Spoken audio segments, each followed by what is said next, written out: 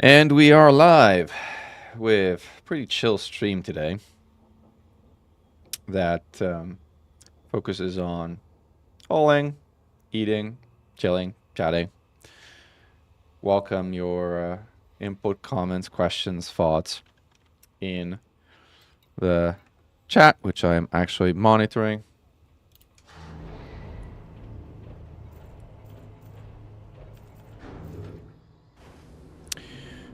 And right now, we are in a pretty cool system that has 3 black holes, actually, and a few giant, super giant stars. We are parked next to one of the black holes, which is here, 1 millimeters out of here. Like, it'd be pretty obvious once you kind of start moving towards it. Let's actually first be able to get some speed. I find it interesting how black holes distort the skybox star background, but don't really distort normal space objects like stars. So, even though the light supposedly should be distorted by this black hole of a star, it doesn't really happen. So you'll see like the effect of the stars, which by the way is super cool. Like, as it starts getting, like, I want to kind of land so that the whole kind of like circle thingy is kind of behind me. Like, well, never mind. Did they say behind me? I meant right next to me. And this is what we got here, which is a pretty cool effect. We hit the exclusion zone, or almost hit the exclusion zone. I think it's like 67 kilometers or something. You're like, why are you in a Cobra Mark III? Well, I'm in a Cobra Mark III because I'm taking screenshots. That's why. This Cobra Mark III kind of overheated a little bit. Like, might be because like I just dropped into a black hole. Could be. It's also, I'm not sure this is like the right place to kind of take an image with like the stars swirling around me. But maybe it is. Let's see. Let's get a proper angle. Oh, it's kind of all stuck in here because I'm at the exclusion zone, I see. Oh, we gotta move a little bit away from this thing here, otherwise it kind of, it's not gonna result in moving at all. Okay. Right now we're kind of going in a bit of a random direction. And you'll see a preview of something that I'm doing, which is creating an infographic for Titan rewards, which I think is pretty cool. But you'll tell me if you agree or not. Probably kind of like to do this, take a high resolution screenshot, kind of go like in a better lighting situation. Well, that's 2, right? All right, there we go. That's pretty good. Now let's see if we can get this thing to fill the frame. Like this. A bit more. This is like, oh, okay, good. Fill the frame a little bit more. This is good. I think the angle could be a little more 3/4 or something. So why are my heat sinks constantly deployed? I get it, that it's Cobra Mark III. Do I have a heat sink that I can pop? Maybe I can go silent running. Let's see. Oh, there you go. Silent running closing them. Kind of results me massively overheating, but that's okay. Alright, let's take a high resolution screenshot of this thing. Actually, we need to do it again because I want to do it with the hard points deployed. I'm also going to kind of cool off while I'm at it. It's like when your hard points deploy, the ship gets glow of a particular color. The bleached ones glow yellow. The rusted ones glow blue. This one, I think I have red weapons on this thing, which is why you have that red glow on the Gauss cannon, which actually looks like garbage, but whatever. Let's close the heat vents for a moment, and let's actually take that high resolution screenshot. Alt F10 is the key that by default lets you take high resolution screenshots. Kilonova. It only works in solo or private group. It does not work in open. Just so you know. Oh wow. I'm a little hot down here. Why am I so hot? Okay. Wow. I did not realize they had gotten this spicy down here. Alright, let's see if, while this thing cools off, assuming it does cool off. Does it cool off? No, it's staying at 100. It's staying at like this 200. Why is it running this hot? Cobra Mark 3 really is not the greatest ship, but why am I running so hot? Alright, whatever. Let's go back to our carrier. Hopefully in Super Cruise we will cool off as we kind of get some distance from the stars here. I mean, part of the fact of it being so hot is being right next to a black hole and right being next to a super giant blue. Wow, look at that effect. So cool. Alright, here we should be cooling off. Right. And indeed we are. Sort of. Not really, but sort of.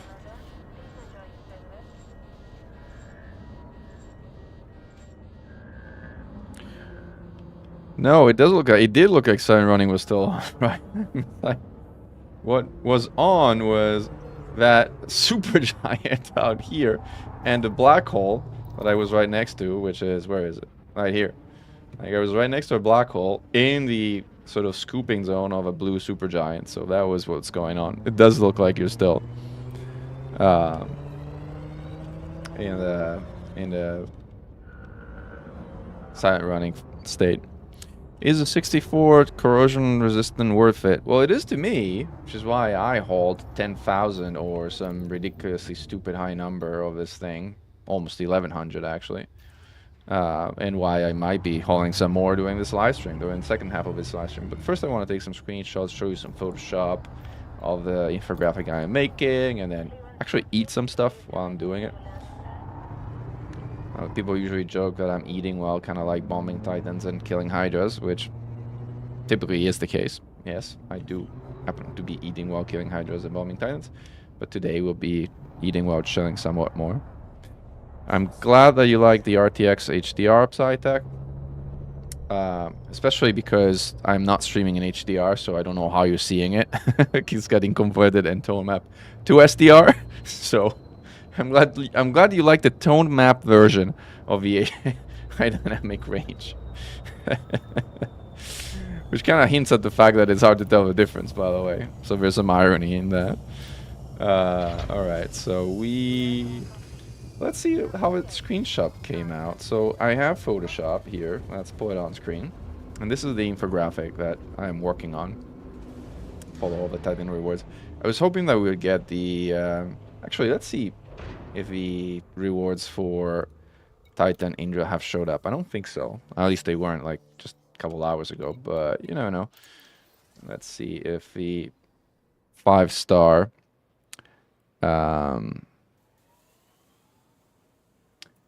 if the 5-star decal has shown up, but again, no, 4 stars is the latest, so never mind. The rewards have not dropped yet. Which is fine, So let's go back to what we're showing, so the Photoshop aspect. And this is what we got. And I kind of didn't like some of these screenshots, so I've been taking those screenshots again. I've been taking that crate and Anaconda I've taken already again. And now I just took the bleached crate Cobra Mark 3. Which I'm going to be bringing up, assuming that it loads up here. This guy seeing? Yeah, you're seeing this Cobra here. So the first thing, because this one actually has been taken in HDR and not the tone map version that Psytech felt he was seeing, this one I do need to assign the right color profile, because for whatever reason it is not assigned by default. And in doing this, it gets back to a kind of normal color that it should be looking, which is what's happening here. And then I can play with a sort of like format, because the resolution of this thing is immense, so I'm able to do that. Although I don't think I want to play very much with it, because I think the actual starting point is not all that bad. But maybe something like this. I want some black at the bottom because there's some text that I have in the image at the bottom. So like something like this, I think could be good. And then, because this has been taken at the sort of super resolution version in game, the actual resolution... Actually, first I need to crop this image, so let's crop it. Yep, that's what I want to crop. Crop, please. Image, crop, crop, crop, then crop. image. Crop. Thank you. I cropped it. And because it took it at like this crazy resolution, this is like a 22,000 pixel image, but I am editing that that image to be using kind of slots of this particular size. So this is what I got. The good thing is it kind of like acts as super sampling anti-aliasing, which means the image looks great after you process it. So here we are. And now we can take it and copy it back into the Titan rewards image that we were playing with, which is here. I think this looks much better. I mean, we'll play with it and see how it looks after we set the layer style with the stroke that I'm using to create these boxes. There we go. And then, I don't know, what do you guys think? Do you like the previous bleach version or do you like this bleach version better?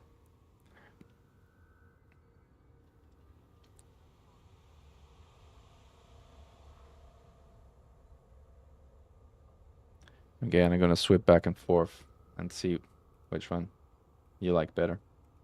I also kind of need to change the order of this thing because it's like in the wrong layer sequence. So I'm gonna move it down if I manage, because it's like fighting me right now. There you go. Where is it? Somewhere around here. Yeah, I gotta move it up here. And this is the two alternative versions. The new one is better. Yeah, I agree. I tend to agree. The new one is better. So let's keep the new one and delete the old one. Done. Delete it. But now if we use this version of the bleach in this lighting, I think we need to create, like, get the Tyrannus, the Chieftain in a similar lighting that it looks at least somewhat consistent. So let's go out and do that.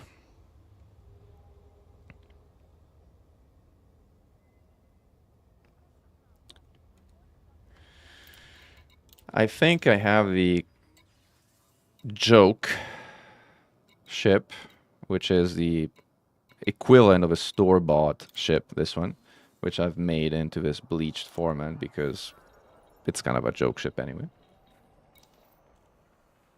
And this one thing I want to do is I actually want to make sure I have white trails because they just look cleaner, and also have blue weapons because blue weapon, do I want blue weapon color? Well, I have red weapon color, so let's put red weapon color for consistency for the bleach setting. But I do want the white trails. What color did I have trails? No, I had the red trails on that one. So let's be consistent. Red weapons and red trails. Okay, and then I think this is the one deco because it's the first one we got. The ship kit is correct. This doesn't really matter, but fine. And everything else looks good. So let's go take a screenshot of this one.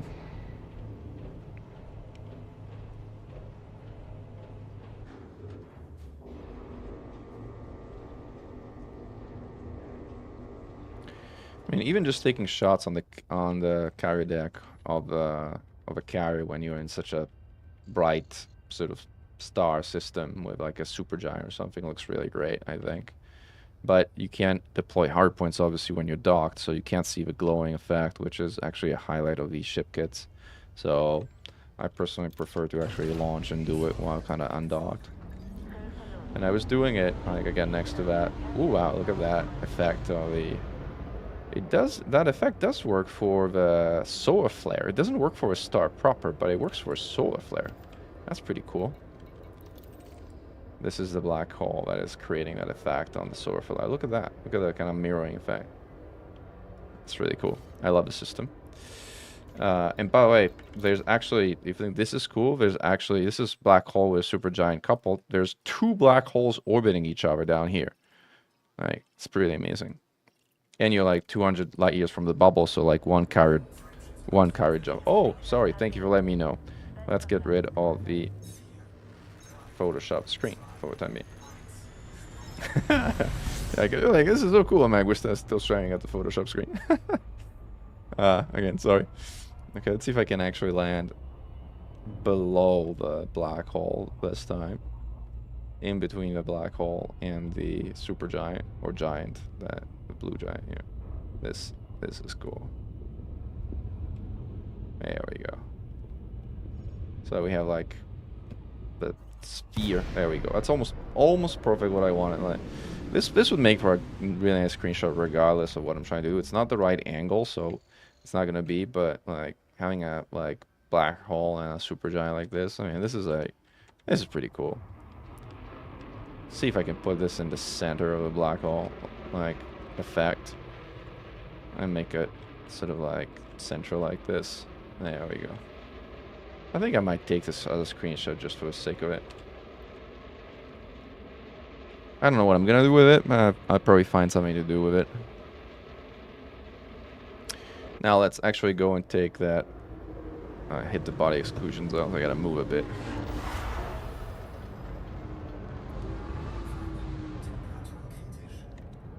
Alright, let's see if we can now take... We need to kind of obviously flip around and get the proper lighting conditions, which is like something like this. Yeah, something like this. There we go.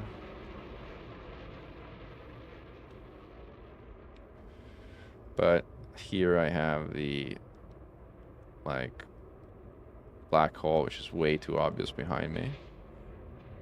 See if I can kind of move it out of the way while keeping the lighting conditions pretty good. Yeah, I think I managed. Well, this looks decent. Let's deploy a hardpoint so we get the yellow effect of a ship kit. There we go. And now we can frame the thing first. I need to go in free camera to do that. Camera controls there. I can fill the frame, get rid of this thing. Probably do more of a 3/4 thing. The chief has is like, I don't know, this is probably close. Actually, I'm gonna zoom more and zoom back because it's kind of the chief just looks better kind of this way, or it looks more like a chief versus like the weird distorted version of it. The red effect looks nice. Might change at some point from my white gold scheme to a white red scheme. Oh, I don't want to change my HUD again. I haven't touched the HUD because I'm lazy, but I do agree that there's probably a lot better HUD colors and default ones. But having my brain adjust to them sounds painful, so I haven't done it. All right, I think we got it here roughly. I was trying to see if I could fill the frame a bit more, but we're probably like this, but not much more than this. Let me close the heat vents. Oops, I turned my shields off instead of, well, no, I didn't close my shield. I did turn a silent running on, which means I also turned my shield off. And I pressed the wrong button here. So let's take this high resolution screenshot. There we go. And turn silent running off, which we're gonna probably like, but I have a heatsink here, so like at least I can kind of cool myself off in a reasonable amount of time. So that should cover it as far as the 4 ships that have existing ship kits is concerned. Well, let's dock the ship and then let's see if the screenshot turned out to be decent or not. You missed out on Indra. The ship wasn't ready. Yeah, I mean, it was fast. Oh, alright. Indra was fast. The end of Indra was fast. The beginning of Indra was really slow because there was like so many other factors that was getting people's attention. Like there was invasions are back, which actually get most people attentions up until the end of the weekend, really. There was the weekend of the 4th of July in the US, and there was like all the European elections and Euro Soccer Championship, which means people were often otherwise occupied. But once all of those things happened on finished on Monday, things magically started moving very, very fast. Well, let me check where my dinner is. Like that's the other very important factor for this live stream, because we promised there being hauling, which has been done, eating, which has been done, and chatting, which has been quite a bit. So I'm good. I'm 1 out of 3 for now. So food should be arriving any moment, hopefully.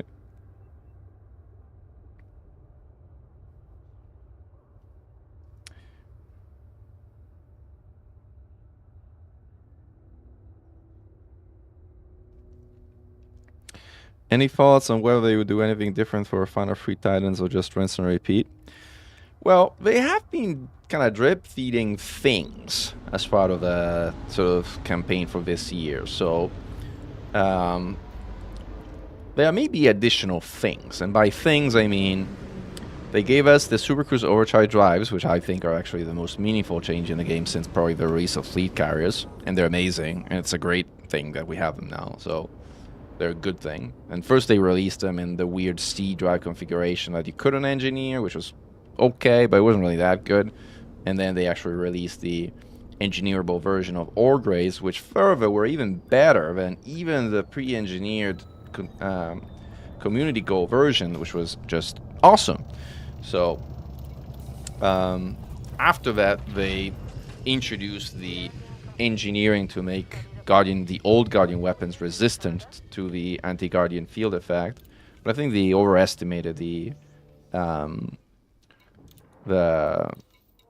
feeling of how good those weapons are compared to existing weapons, which means that not a lot of people got them, especially when they had the original 20% damage penalty. Based on that, they then eliminated the 20% damage penalty and said, well, okay, well, maybe that was too harsh. Let's get rid of that and see if people use them more. And nowadays, people do use them a bit more, but they're still inferior to the Salvation pre-engineered Guardian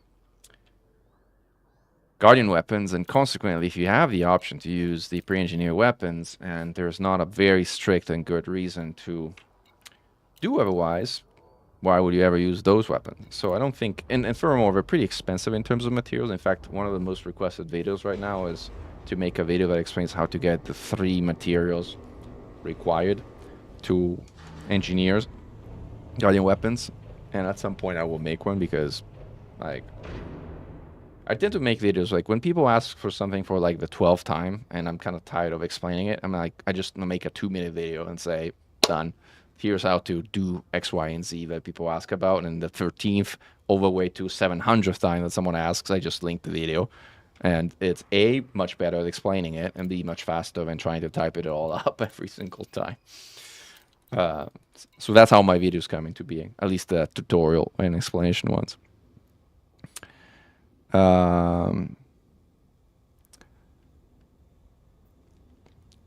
Psyduck, you're asking if those are carved remains of a Titan. That's just really the sort of Carapace or Carapace or Carapace. I'm not sure how it's pronounced. Carapace? I think that's Carapace. I like Carapace, so I'm going to call it Carapace. But it's probably Carapace. Or Carapace. Like, now I'm confused. But anyway, yes, that is supposedly from the remnants of Fargoids. I guess that's the Titan one because it comes from the Titan rewards. But it looks exactly the same as the Interceptor one, so I don't know. I call that just the rule of lazy.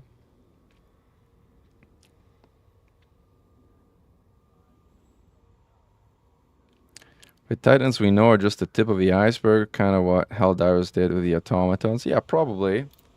I mean, they invaded us, but, you know, we still need to take the war to them. And that, you know, if this took a year, taking the war to them could probably take another year or 2 or 3, God knows how many. Anyway, let's see here. Oh, I'm fixing some stuff here in my OBS, which I probably should have fixed earlier. These are kind of some new effects, lower thirds. They're not as cool as the Twitter stuff, but it's what we got, so it's what we got to work with.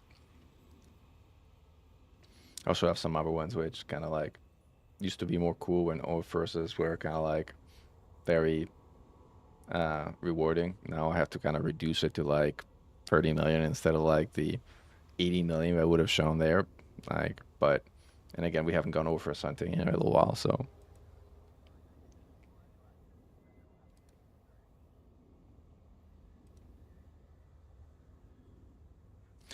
All right, back from our ad break, and let's go back to our Photoshop and see how that image came out. All right, here's our Photoshop again. Let's open up the high resolution version of that chieftain. I'm actually going to open the other one as well, simply because I kind of want to save it into a more archivable format. Like, because the problem with these images is they take up 1 GB of space on your hard drive just by themselves. So again, as you can see, the image is overexposed. The color format is wrong. I need first and foremost to select stuff or cancel. Or where is it? Image, edit. Here you go. Assign profile. And assign it this Rec 2020, which is the color profile of the environment I was using. So this is nice. I mean, should I chop it a little bit? Maybe chop it like this. Yeah, this is better chopping, but not without getting that whole sphere and at least somewhat centered. Like this. Now this is good. Crop. And then again, let's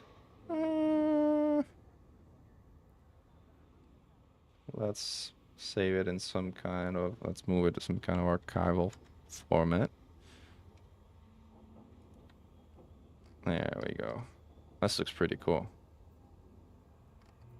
And I don't know what I'm going to do with this, but we'll save it somewhere. I have a screenshot, and again, either JPEG or PNG. This is like, let's call it Chief Black Hole. We'll figure out what to do with it at some other point. Yeah, I mean, the actual resolution of the image that is saved with the ultra resolution is configurable. And there's a configuration file. I mean, you can Google it if you want to know exactly how it works. I don't remember top of my head. But you can make it even bigger. You can make it a 50 gig image if you want. But I find at some point there's diminishing returns. Like once you have like a 1 gig image that you can kind of downsize 4x or 5x, anything beyond that becomes visually indistinguishable. So, I mean, that's what works for me, but your mileage may vary. And the beauty of it is you can configure it however you want.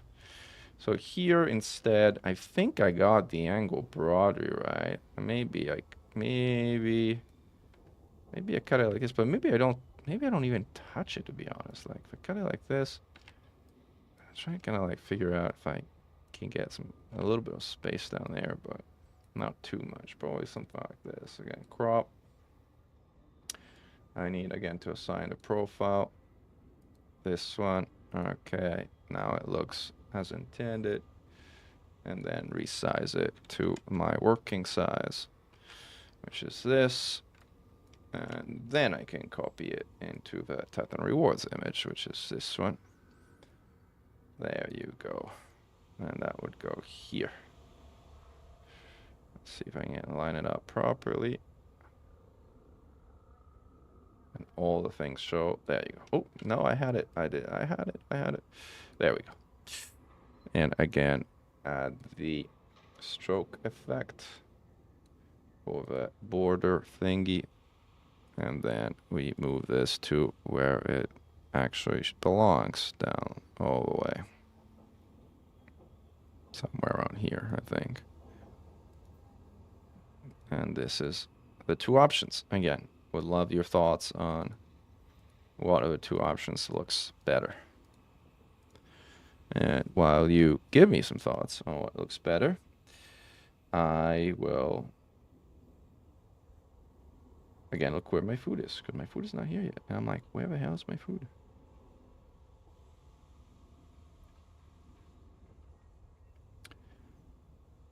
All right, I will take a quick streaming break to figure out where the hell is my food, and I'll be right back.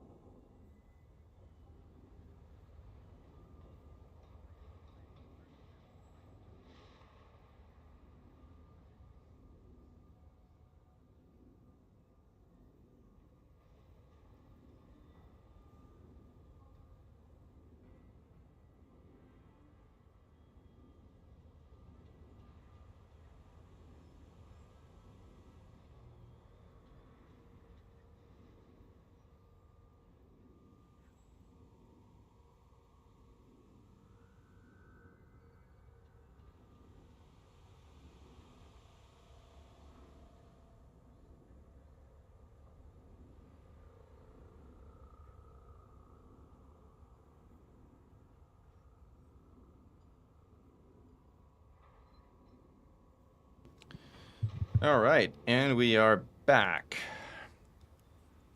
So, as it turns out, my food actually had arrived, and my webcam is not restarting for some reason. Let me see if we can figure out why. Activate, deactivate. Okay.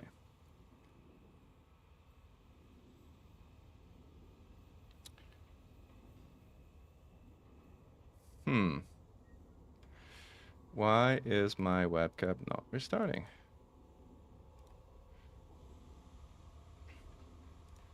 Oh, I know why. This is why. Because I had the preview open, and so that was kind of stealing the ability to show. And here we are back. My food had arrived, but in chatting with you, I didn't hear the door of my food being arrived, which is totally fine. We have the screenshotting part, not promised, but was over-delivered on this stream. Now we have the eating part, while doing some photoshopping at the same time. And then we'll have the hauling part, which we might actually get ready for, and helping our carriers somewhere in order to be able to get close to the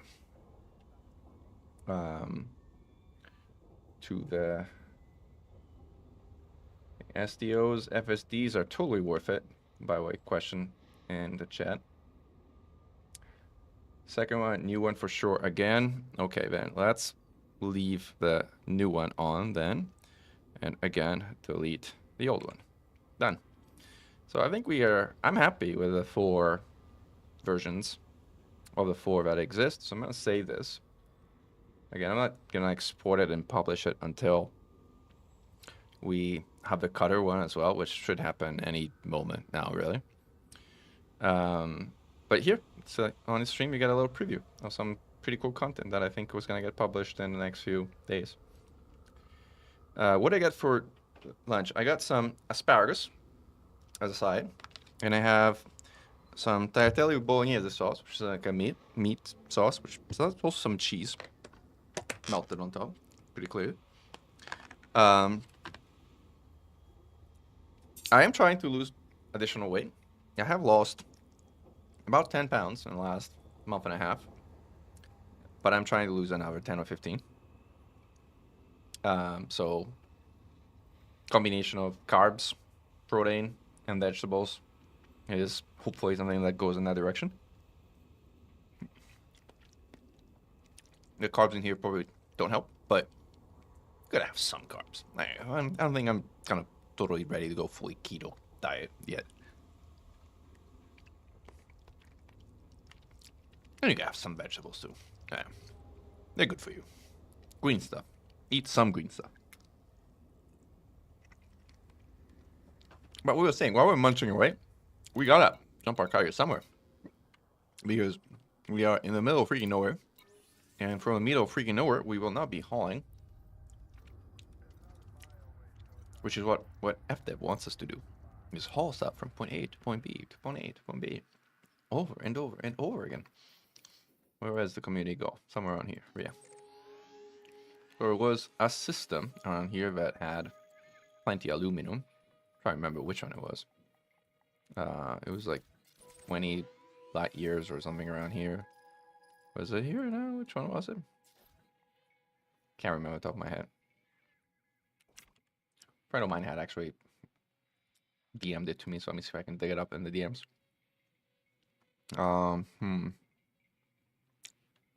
Yeah. It was NLT, this one. It's like too complicated to spell out, so I'm not going to spell it out. I'm just going to type it in here. I should have the data because I was there not too long ago. See if I can kind of get myself close to Ford Dock. Well, it's already pretty crowded around Ford Dock, so probably not. The primary star is also fully occupied. Well, I guess we're going to A2. Sounds like the only spot. Well, it's probably in 15 or 16 minutes, 15 minutes. We'll be hopping on over. And in the meanwhile, I think we turn in all the Kartika data that we have. And we're going to be swapping to our hauling ship. Boring. Boring is the...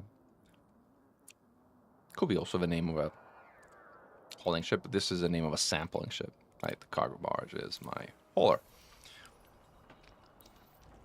I use a Type 9. A bunch of people use the cutter. The cutter is faster and definitely more stylish.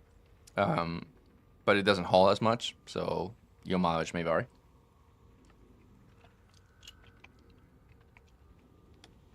As to which ship you prefer using for hauling. I have one cutter, and I use it for mining. Believe it or not. Why not use it for like combat? Well, I don't like it. I don't like it for combat. It's like too cumbersome. It takes forever to turn around and come about. And yes, it's fast, but its acceleration is awful. And I just don't feel it makes a good combat ship. I feel it's more of a meme ship when you're kind of like trying to stick around with invincible shields or something like that, but again, it is not something I fancy. I should learn to use a cutter for Aegis combat and do some stuff in the cutter. But that's the other thing. It's like anything you do in the cutter, it's kind of like unimpressive on by default. Because like, oh, it's a cutter. Of course you could do X, Y, Z. If you fly an eagle and kill a Hydra in an eagle, you're like, well, okay. Now that was interesting.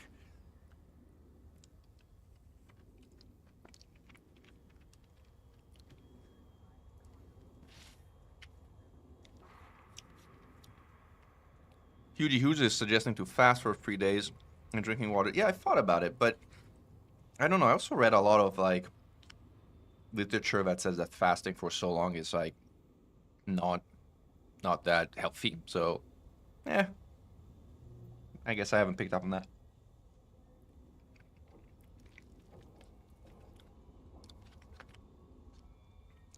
But yeah, water is the way to go, man. Like water. Well, you can get the occasional diet soda and whatnot, but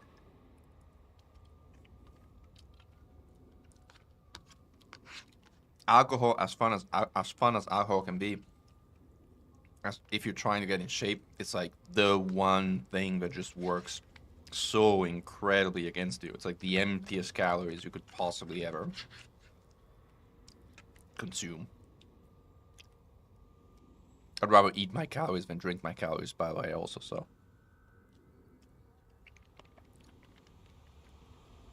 And Petro, you should eat too. Why not? Right.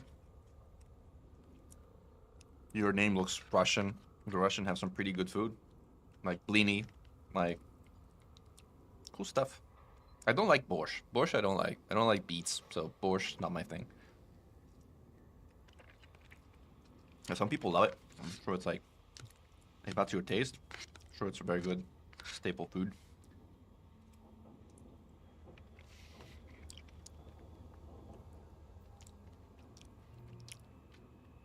Yeah, I've heard about the synthetic sugars and like how that affects your body and whatnot. But again, my view is like quantity, right? I mean, if you have like one Coke Zero a week or even 3, whatever, right?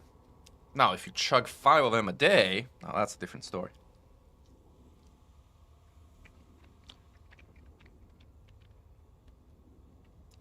And yes, you do get in round shape from alcohol. I agree. Right.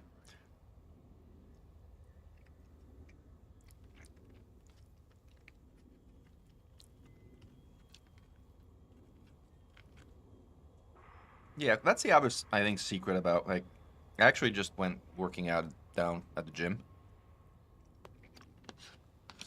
before we stream. I didn't, like, kill myself or anything, but I had a good, like, half-an-hour workout. And honestly, I mean, working out regardless is a good thing because it's healthy for your body and building some muscle is a good thing for you, but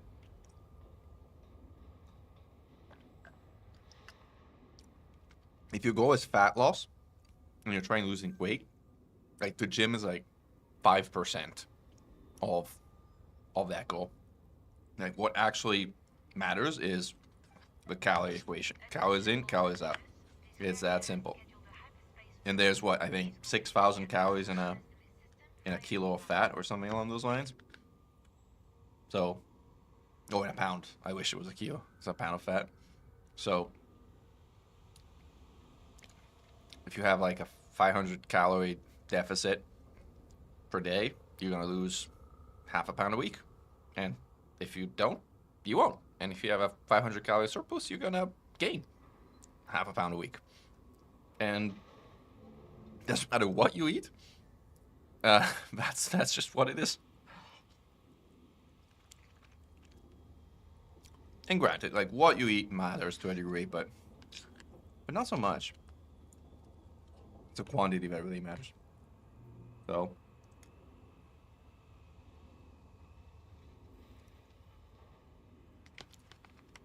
my personal view is eat whatever you want, just don't eat too much of it.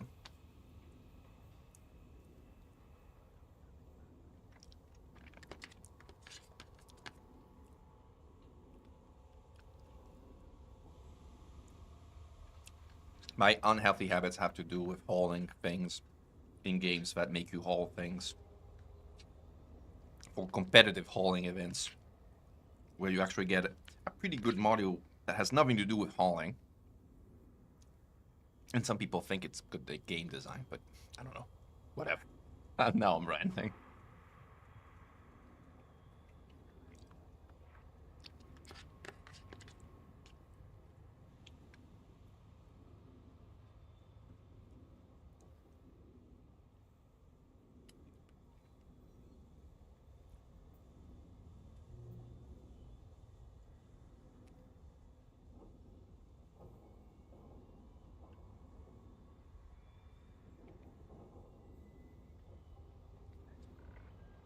Attention, carrier jump sequence is underway. Lockdown begins in 5 minutes.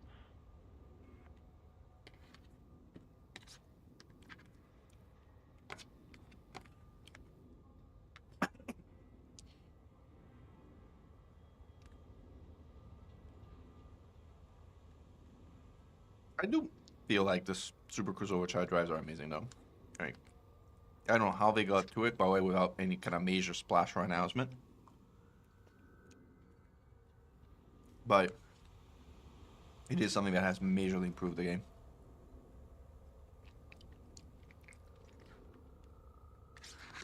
7,700 calories in 1 kilograms of fat. So yeah, it's about 4,000 in a pound of fat, if my math is correct, right? Which probably isn't, but hopefully it's close enough. Yeah. My math is only precise when it comes to AX combat and guardian weapons. Then my math is very precise.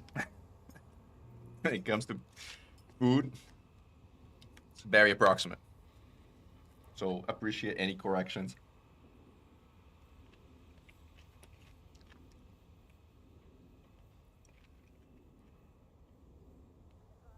Three days fast, 2 times a month. That's great. You're saying it's not hard, but maybe it's not hard for you. I'm pretty sure it'll be hard for me.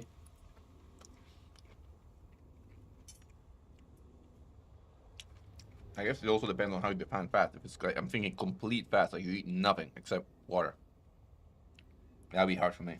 3 days in a row, yeah. I think by the end of day one, I'd be very grumpy. By the day of day two, my wife would have thrown me out of her apartment, so it would work.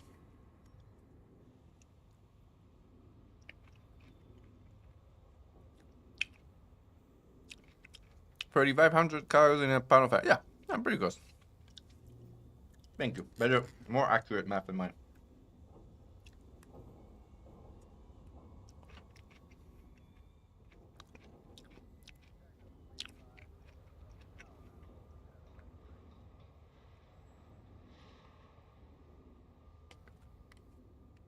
Yeah, I mean, SEO drives make everything easier. It makes makes easier to get around systems to get to signal sources. It makes exploration easier. It makes hauling easier. Well, still incredibly boring, but easier. or faster, which doesn't change anything because everybody's fastest, which just means still haul more. So.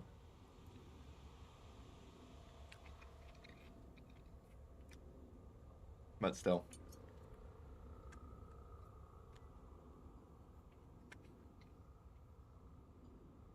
All right.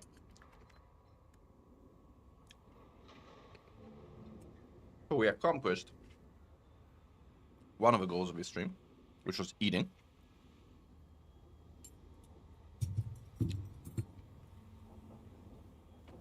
I have a piece of bread in there, but I'm not sure I want to indulge in the piece of bread. What do you guys think? Should I indulge or should I not indulge? Bread or no bread?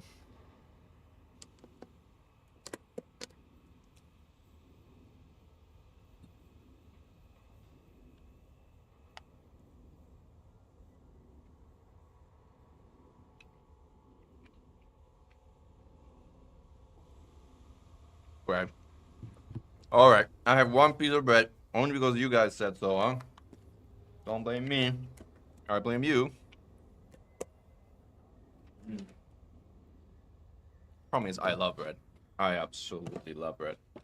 Like, it's just so good. There's three pieces, but I'm gonna eat one. I love bread. And yes, it's very good bread. Very good bread. Services are offline. Network access is temporarily unavailable. Also, why do you tell me we eat bread? Like, now I want to eat all of it. And I feel like massively craving thing. But let's make a show of willpower and put it away. Attention, carrier is now under pre-flight lockdown.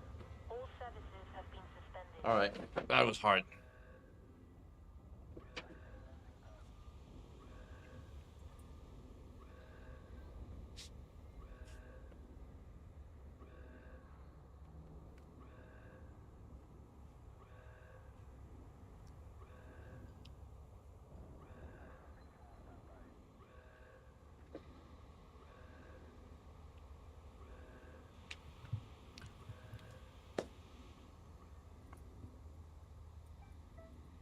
Landing pads retracted. Hangar bay secure.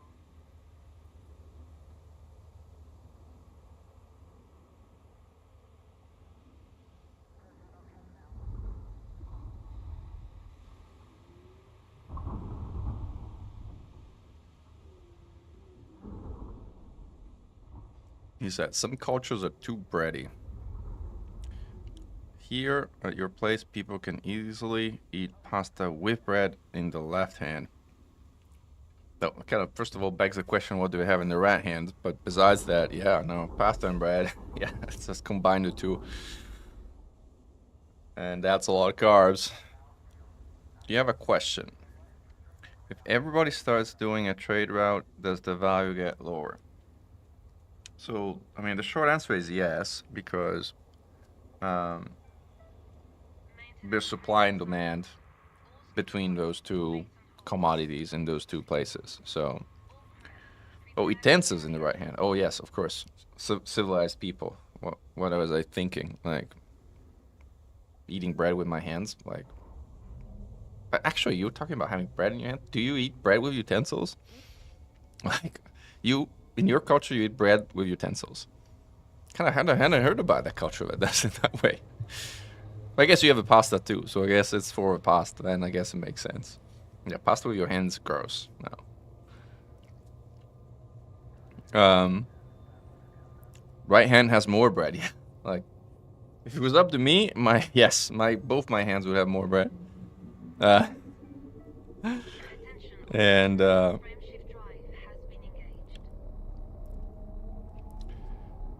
you're glad you didn't reveal the two locations that you're going to milk this place. But yeah, I mean, the thing about, at least for this community goal, they upped the supply of the required commodities, like some ridiculous number, like 9 million or so. Because in the previous community goal, they didn't do that. And in fact, there was like a complete shortage of commodities, which made an completely annoying and boring activity, even more frustrating. What's my favorite bread? Well, I have to say I'm kind of partial to baguettes, but they have to be good baguettes. Baguettes, you know, is such a universal thing, saying, "Oh, this is baguette."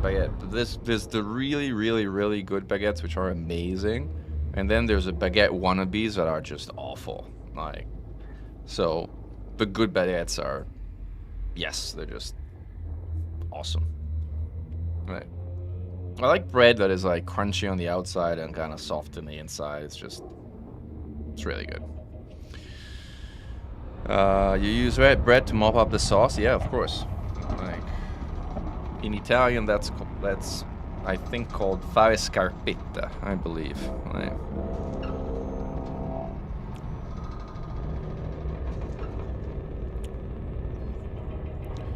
yeah, the supply in the game does get lower, but it's like so high that it doesn't matter, right? I mean, we're going to go hauling right now, so you're gonna see in a moment, Dark Rosie, how it is. Now that I don't actually have putting other things in my mouth, I can move my microphone back to where it's supposed to be, so hopefully you can hear me a bit better. What were we doing? By the way, what's the frame rate on this thing? 110? Okay, cool, good. Let's go. Okay. Where were we going? We're gonna disable fleet carriers. Like there's 700 million fleet carriers around here. Fort Dock is where we're going.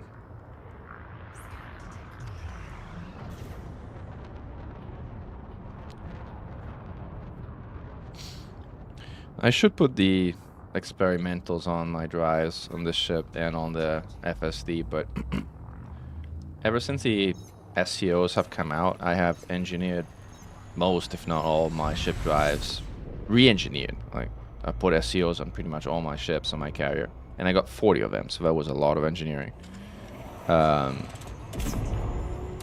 But the experimental, talking about quality of life and kind of other issues in the game, by the way, I am skill issued with the FCOs, with the SCOs, as you can see. The experimentals actually require you to individually fly each ship from your carrier to an engineer just to put the experimental on and then fly back. Again, who designed that gameplay loop and the idea that you can pin blueprints but not experimentals has me scratching my head. But it is what it is, so, like, it's a game we got.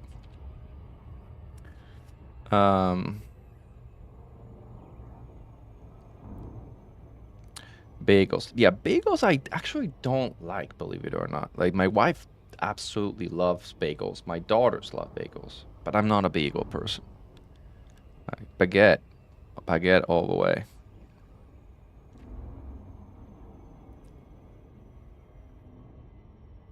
And that's right, Dark Rosie. Yeah, it would have to be like, let's see. Last time I checked, the supply on this thing was 9 million and something. I mean, let's go and see what it's at now. My hunch is still going to be pretty high.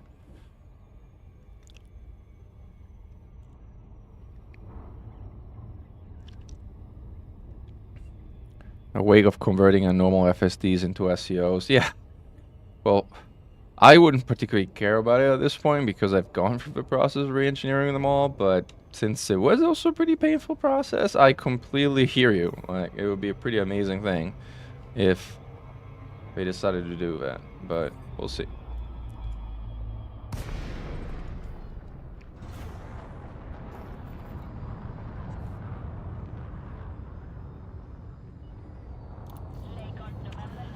All right.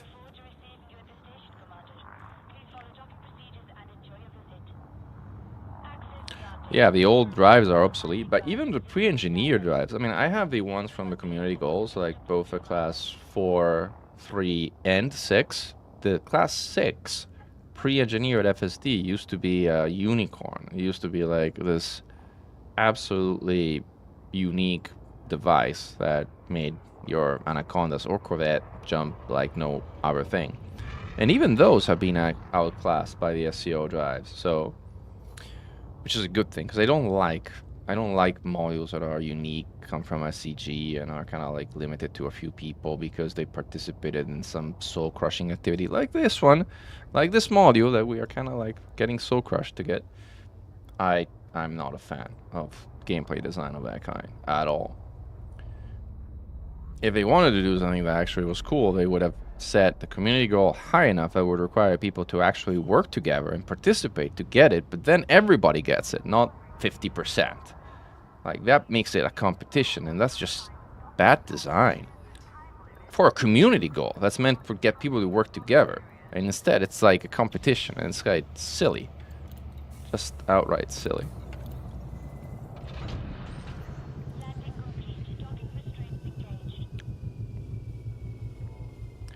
So anyway, we're talking about demand and like where demand is at, and like, I remember it being around 9 million when I last checked, and now it's 9,300,000. Like, so yeah, demand is practically, sorry, supply is practically infinite, right?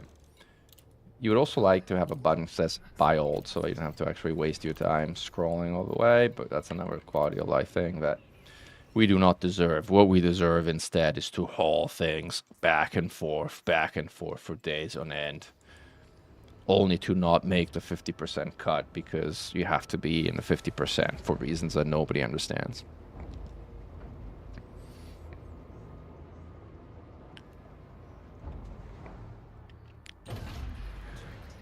Like, you're saying it's 5,000 units to be in the 50% mark. My hunch, see if I can actually pull it up, is the number is actually pretty significantly higher than that. Where it is. I'm just looking it up on Inara right now. No, you're right. I'm wrong. 55,000. That's exactly the number. Like, I stand corrected. Or stand not corrected. Well, yes, corrected. Anyway, I was wrong. You're right. I apologize. And I will also add, though, that I don't think that 5,000 is going to land. I think that 5,000 is going to become 7,000 and maybe even 10,000 pretty quickly. But again, I may be wrong. We shall see. 4 million on only 80 cargo. Well, if you're doing this community goal for money, I want to say I think you're doing it for the wrong reasons. Because the money is not really very good. But hey, I mean, it all adds up, so I guess why not?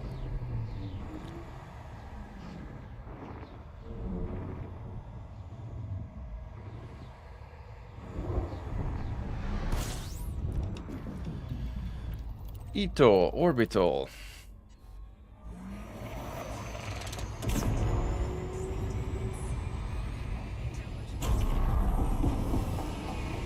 Alright, I think I also overdid it a little bit. Trying to save up for the Anaconda or better. That's cool. Well, if you can afford like a reasonable combat ship, like a crate or so, and you want to make some serious money, I would say head to one of the invasion sites, pick up some missions, join a group that's shooting down interceptors, and your Anaconda money will come in about an hour or two of your life. So, if it sounds too good to be true, well, it's not. AX money is just crazy good.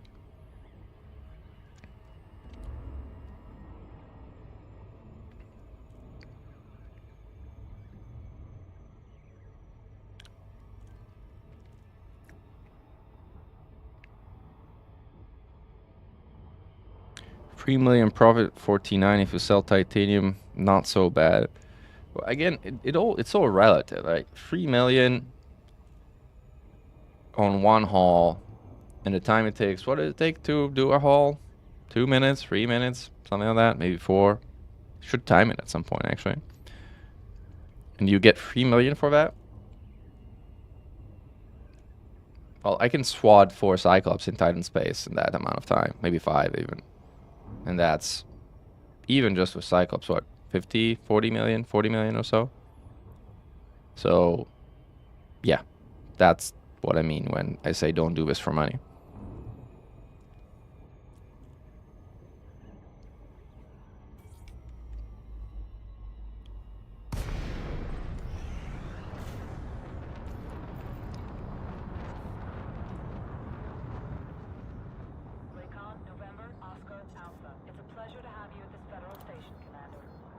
Yeah, I don't particularly find trading relaxing. I just find it incredibly boring.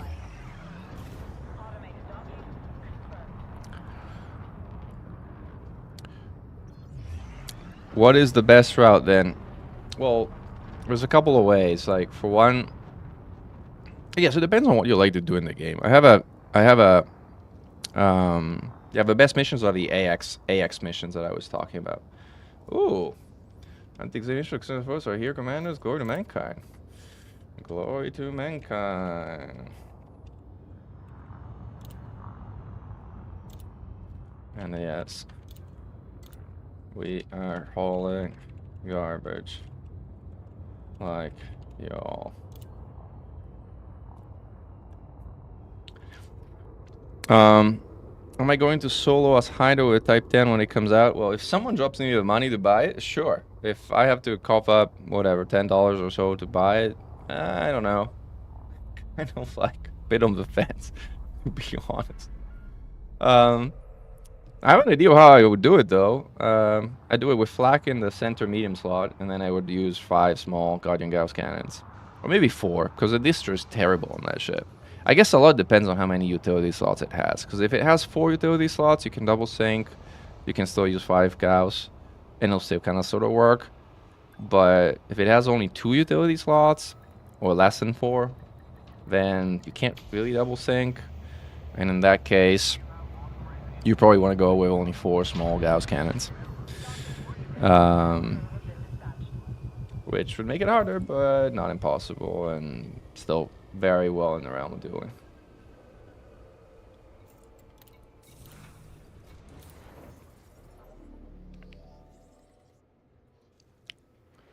Aluminum is not a dirt, it is a dirt made from with electricity. Well, the first time you use it, yes, it's dirt which has been refined to a degree.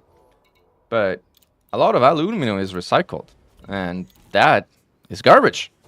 In fact, I think the majority of the world's aluminum is recycled. So I think it's technically correct to say that aluminum, by rounding, is garbage. And as it so happens, there's a small portion that is added every year by extraction and refinement. That's fine, but most of it being refined makes it garbage. And so I am hauling garbage. Done. And even if I'm wrong, I am convinced myself that I'm right. And on this one, I will keep saying that I'm hauling garbage. So I am mad doing. They will cough eventually, just like they did when all community FSDs all made worthless with the SEO. But at least the SEO was an improvement. I mean, sure, they could have done it 100 times better, but, you know, we'll take improvements. As long as they're improvements that are given to everybody and kind of only take credits. No, wait a minute. You have to re-engineer them all. So it actually doesn't only take credits, because it got a crap ton of mats to do it. Fair point. You're right. I agree.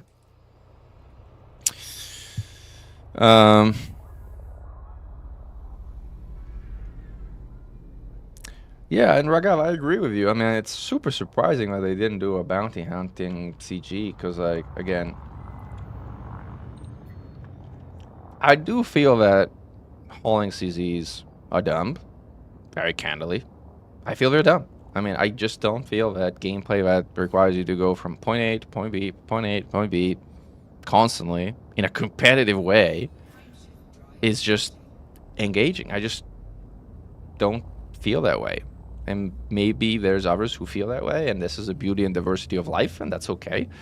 But I cannot in my conscience find any way of saying that it's not just a terrible gameplay loop.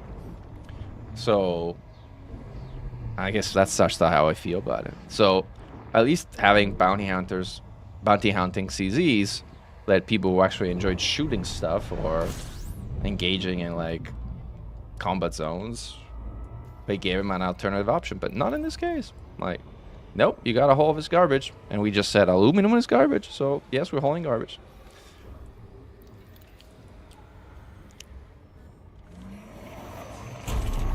I hate when you kind of snap right back to it just as you engage your SEO. Oh, whatever.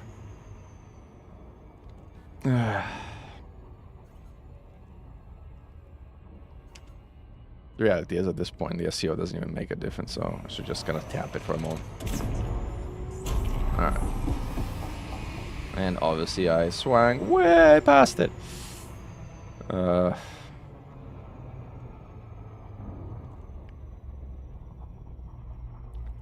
Clear skill issue with the use of the SEO.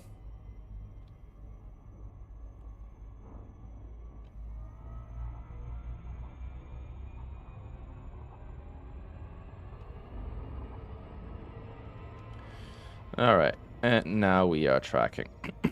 Cool.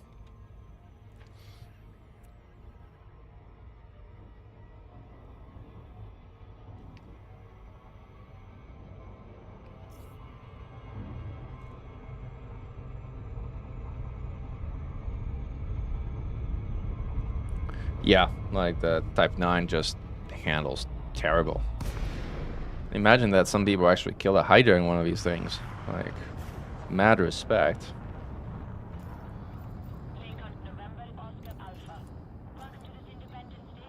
It handles terrible, but it does have, I think it has a pretty decent distributor for its size.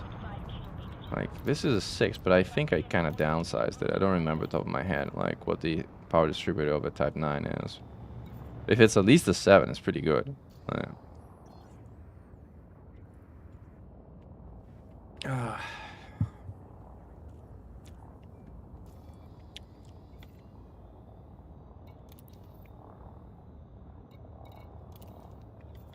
It's also weird that it doesn't really update that frequently. Like, it updates more frequently if you check it on Inara after importing your data than it does in-game. Like, this thing can take upwards of half an hour to actually update. It's so weird.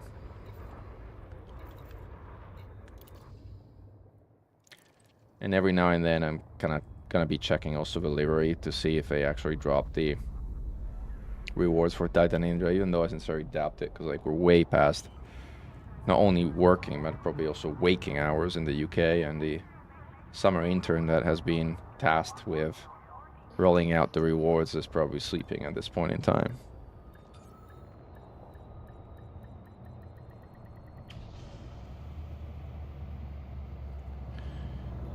I actually did notice that, Mr. Flopolacagus, and I probably butchered your name, so sorry for that.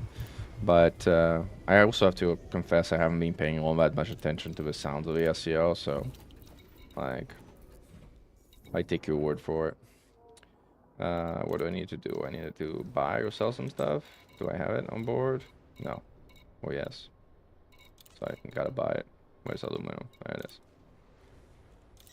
Again, why don't you have a buy all button? Like, why? Why do you have to do this? Like, why? It doesn't make sense. Again, let's have a look at the livery and see if the intern has finished his or her job.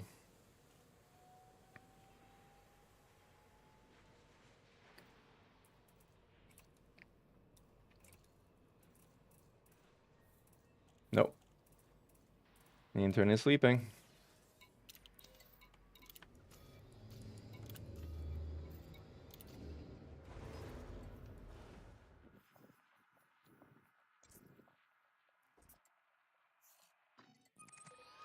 Since it's auto launching, you can actually target the station directly from the galaxy map, which will result in a station being targeted once you drop. Which is kind of a nice little trick.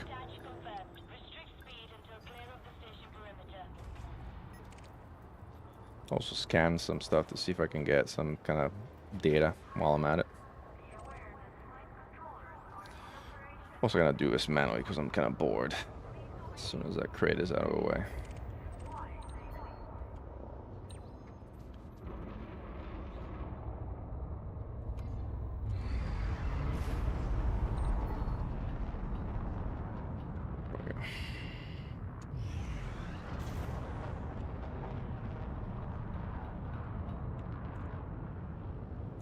Rhea is also an odd name for a system because I think there's a...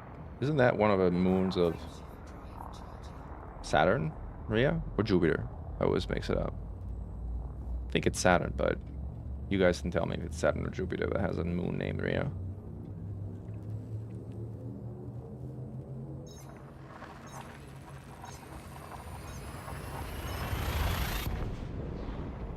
By the way, I think these ships should have like SiriusXM or at least Spotify. Should have like in-game control. They have a play button for their Galnet news thingy. Right. Be cool to kind of, oh well, all the hassle to kind of target the thing and then I accidentally mistarget it. Oh well.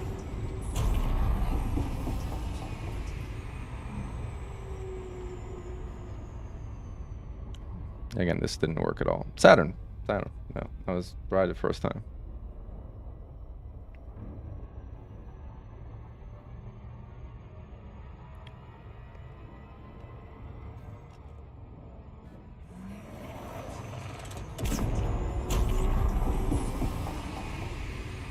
Alright, there we go. But Mama doesn't make any sounds when it's CO boosting. That's interesting. Especially since the Mamba supposedly should make some pretty cool sounds.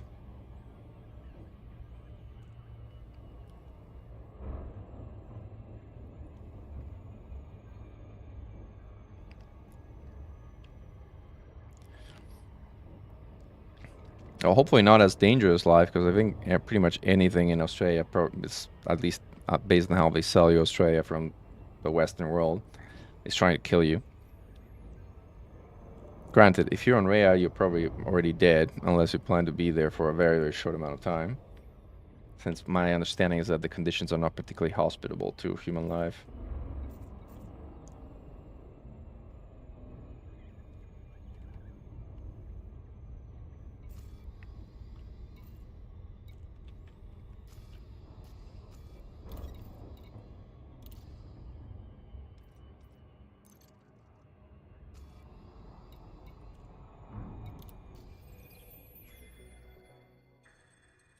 Has anybody wondered what happened to the whole Nemesis story arc with Subject D2 and the like? I mean, they made a whole fuss about Salvation not dying and Guardian Construct and artificial consciousness and blah blah blah, and then it's like 6 months that they haven't kind of said anything about any of it. It's kind of makes you wonder, like, what was the plan in the first place?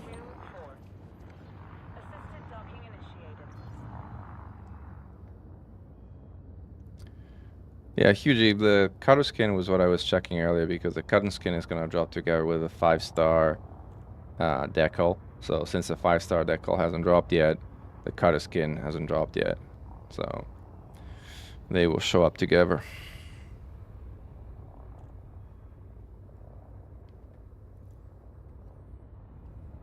And yes, we might get another article 5 years from now about what's going on there.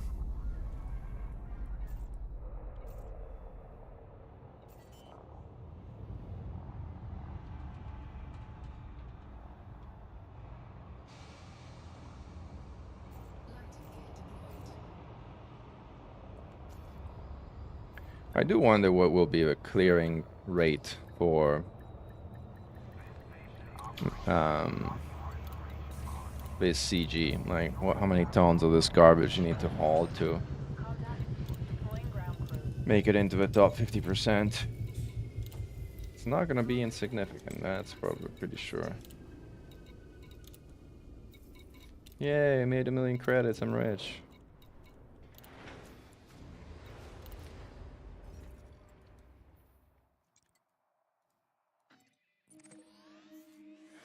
Actually, since it's going to take forever, they're going to bring him back up and auto launch me. Let's again target for dock. That's where I go.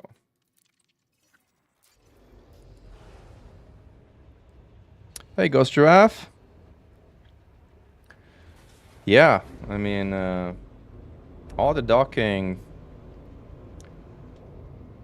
is nice. Let's see if we can dock an FA off once we get to the next station.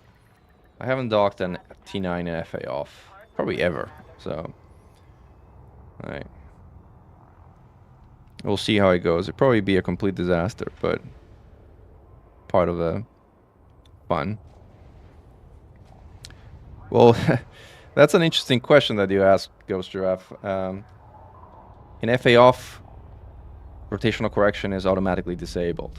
So FA off automatically disables it. FA rotational correction is a feature of flight assist on, which you can choose to turn off, but retain otherwise the flight characteristics of FA on. So the answer to that question is yes, definitely.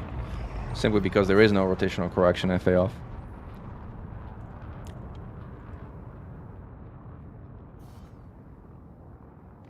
You're welcome, Killanova, of course.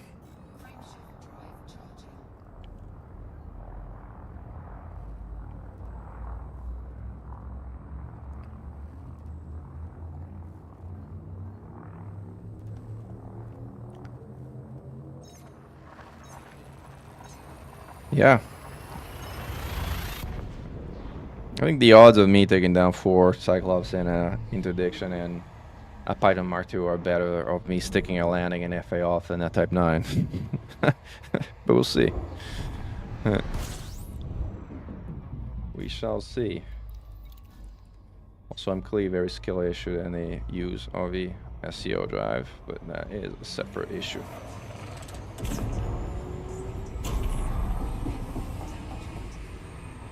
It was not too bad. Hey, Saigon. Yes, we are still being punished. I don't know why. I generally don't understand why, but we are being punished.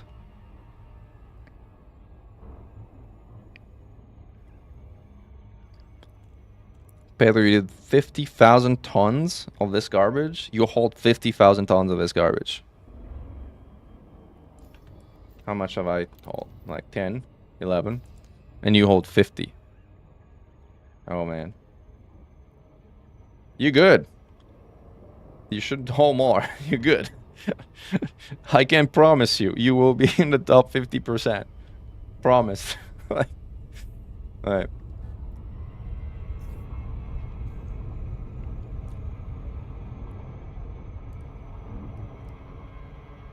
10K. 10K is gonna be more of a question mark. 10K might end up or might not end up below. You imagine that you haul dirt, but you're fooling yourself. You're hauling garbage. We talked about it. Talked about the garbage nature of aluminum, it being recycled goods, hence garbage. Hence you were hauling garbage, not dirt. Sorry. Unless you were going and picking up from aluminum mines, then I'll give it to you that you were hauling dirt. But otherwise, you're hauling garbage. The reward for this CG event is the... so I promised that first of all that I was gonna dock in FA off, so let's do it. Let's see how it goes. Now I want to get cocky and boost into the station, but that would be too cocky, so I'm not gonna do that. I'm gonna kind of like do it manually, properly. 4 pips to Eng. Yeah, we're good. Alright. Probably disable auto dock so it doesn't, well, it doesn't do exactly that. So hold on, let me disable auto dock, otherwise bad things happen. Auto dock off. Oof. Alright. There we go. You hold 78, but then attempt to interdict someone and lost it all when your wingman killed me while coming to your aid. Man, you need better wingmates, Giraffe. Like, easy solution to that. You need better wingmates, and I need to pay attention to what I'm doing here because this ship does not fly like a Viper Mark III. I just learned.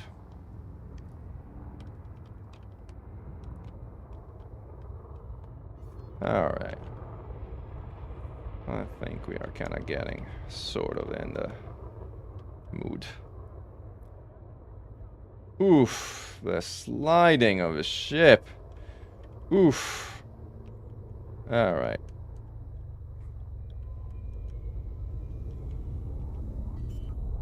I'm lucky, my landing thing is right down below there.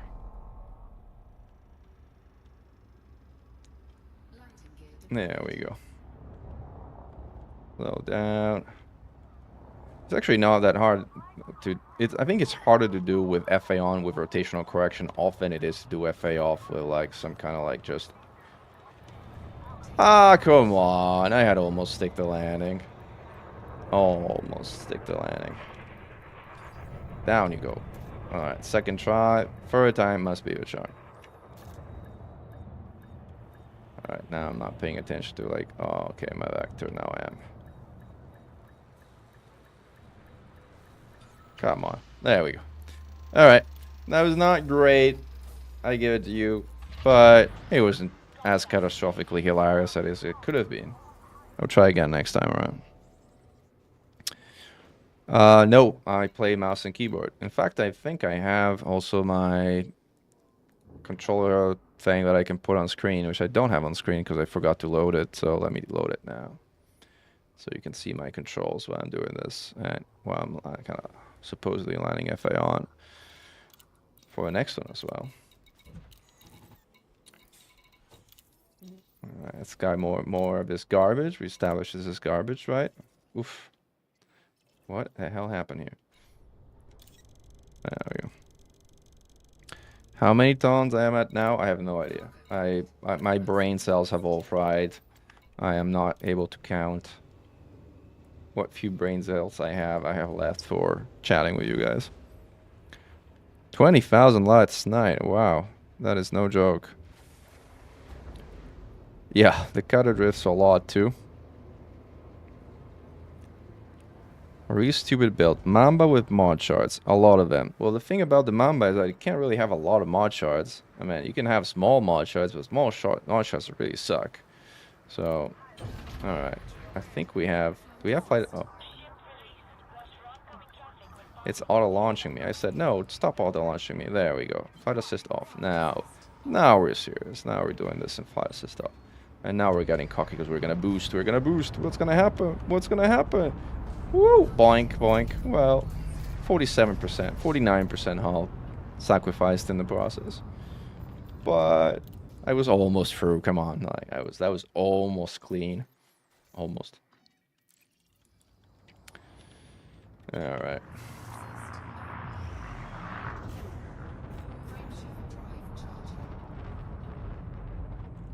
Helping bacteria. VKBs are helping with FA awful. It sounds like they're amazing joysticks. Everybody loves them. So, like,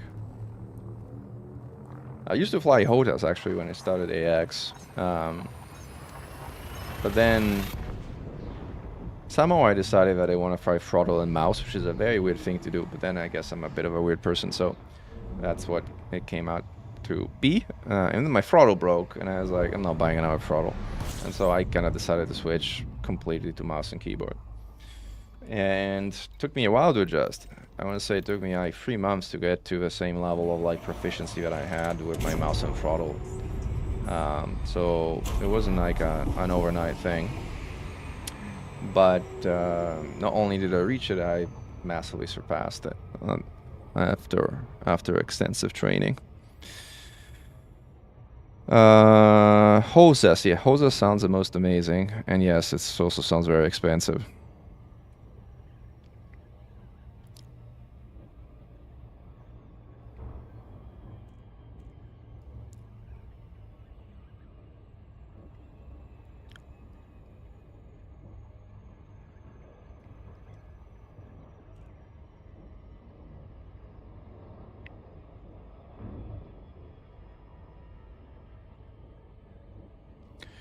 Type 9, you use keyboard only. It's like piloting a Galaxy-class starship. Now I'm gonna kind of tell my age, but there's this spaceship in one of the Space Quest early 90s video games, which, by the way, were amazing, which I think was Space Quest 5, I want to say, where the captain, the signature character, his name is Roger Wilco, graduates from the Space Academy and is assigned this ship, the spaceship, which actually is like a giant flying vacuum cleaner. Anybody remember what that ship was called? Because it actually had a pretty funny name. That's what the T9 reminds me of. It reminds me of Roger Wilco's humongous vacuum cleaner. Maybe someone in the chat can post a link to like an image of that, or maybe I can find it. You know what? I'm gonna find it. Let me see if I can find it. Which kind of like defeats. No, I need to dock an FA off. Like, and let's see if I can dock an FA off while finding the Roger Wilco vacuum cleaner spaceship. Now I'm doing a stream almost like Ghost Giraffe, talking about vacuum cleaner spaceships instead of killing Fargoids and with three hands tied behind my back. Found it is Roger Space Quest 5. So I got that right. But there it is. I found the 3D model of the ship. I can't find a proper image of it. Alright. And I'm probably crashing into a station while I'm doing this, which is okay, because why not?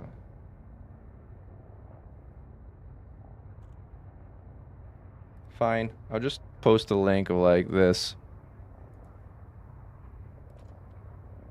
spaceship that I found. Oh, okay. There we go. And in the meanwhile, we're back. So let's see if we can actually, again, dock in FA off. Well, first we should request docking, otherwise things would not go particularly well. Alright. Once you get the gist of it, it actually handles in a pretty gentle way. You just gotta go slow. Just gotta go slow with it. And it's like, got the acceleration of like a lame tortoise, but once you kind of get a hold of it, it's not too bad. Right, I kind of boosted my way out, and I kind of got more than half of my hull blasted in the process. But maybe I can see if I can stick a landing without actually taking additional damage. We'll see. Going too fast now. Slow down. There we go. That's better. The tricky thing about FA off is you don't want to be going. You don't want to be moving on too many axes at any point in time, because that makes everything kind of harder.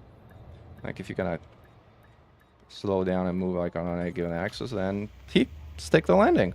Bingo. Huh? Now that was a proper FA off landing.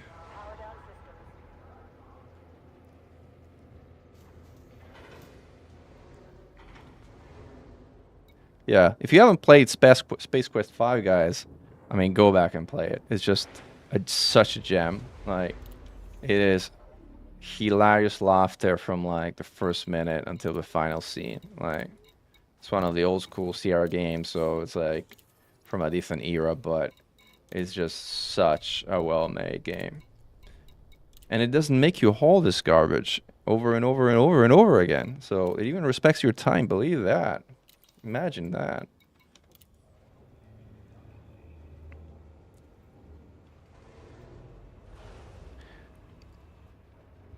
And yes, that ship did suck. In fact, you needed to make that ship suck to finish the game. That was part of the requirements to actually finish the game.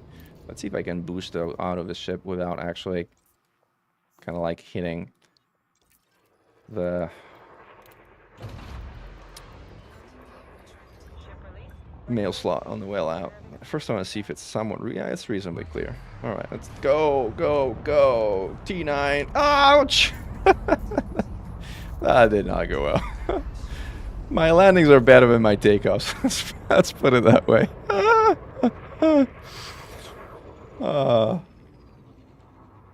Keep working on my takeoffs.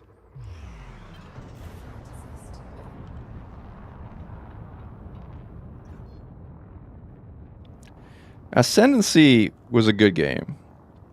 That was, yeah, that was from a while back. Ascendancy was a good game. I think it was also not that far from the year of Space Quest 5 and the like.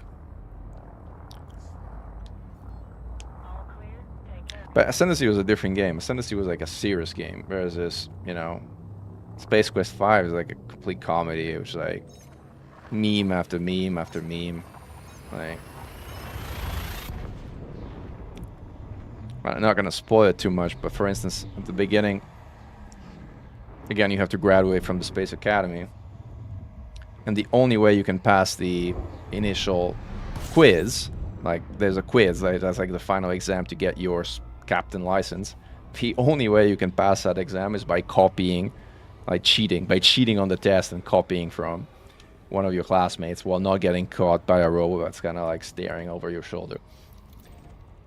It's that kind of humor.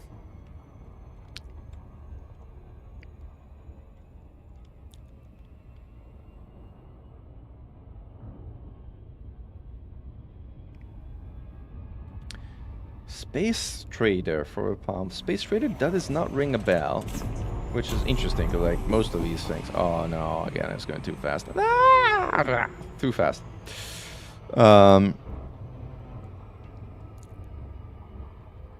Lots of... Yes, lots of floppy disk changes back in that day.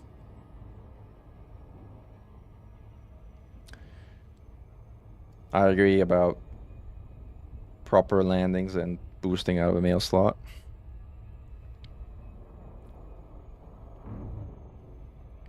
I mean, the original... I never actually played the original Elite. Which, by the way, is available for free on Frontier's website if you ever want to try it. If you own Elite Dangerous, it comes for free. So I can't speak for that one, but I did play Elite 2 and Frontier First Encounters for quite a bit when I was a teenager, and those games were awesome. I mean, for the time, they were unbelievable. Like, even for this time, they're somewhat unbelievable. Like, the flight model is very different. Like, again, it definitely doesn't lend itself to like the kind of like dogfight-like space combat of Elite Dangerous. Like, for especially a multiplayer game, Elite Dangerous has by far a better flight model. But what they managed to accomplish with like the resources they had back then and like stuff the entire galaxy into like a simple CD-ROM with like Newtonian physics and like probably more spaceships than Elite Dangerous has, I think. Granted, they're not exactly textured in the same refined way, but they're in the game. Hey, Elite 2 has the Panther Clipper. We still don't have a Panther Clipper in Elite Dangerous.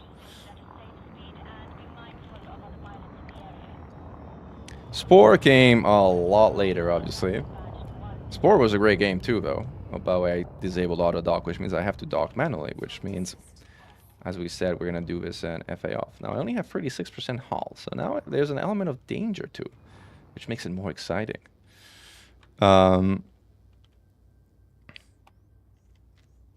Yeah, Spore, I mean, Spore was a bit conflicting for me because there were so many cool, groundbreaking concepts in that game.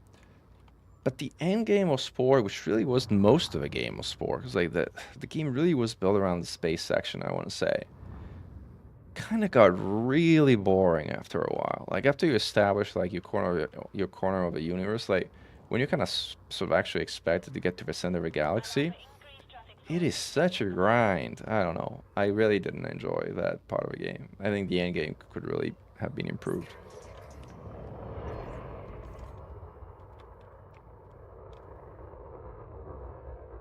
Look at how I'm hitting right thrust at like full blast. Look at how just slow this ship is in terms of acceleration. 4,000 meters from touchdown. And yeah, this now you can actually see the how I'm using the controls. I mean, look, I'm just keeping right thrust for like this half an hour, and now probably did it too much, so I gotta have jump left thrust, so I'm not gonna like drifting way. Oof, gotta go drift, slow down, and like drifting way out of range. I think I might be getting that. Oops, someone is coming through. The good thing is I'm not gonna get any fines for speeding with this ship, so.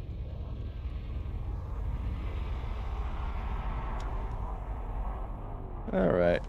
Ouch. No, come on. I had almost made it through a mail slot. Disappointed. Disappointed in myself.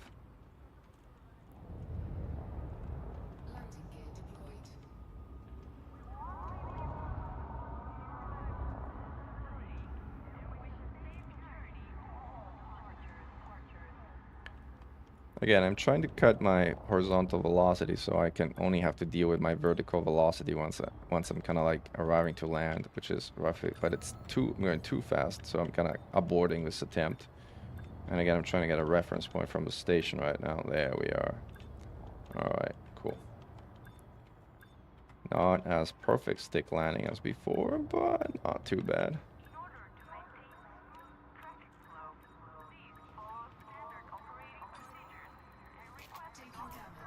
Hey, that was perfect. Why didn't it dock me?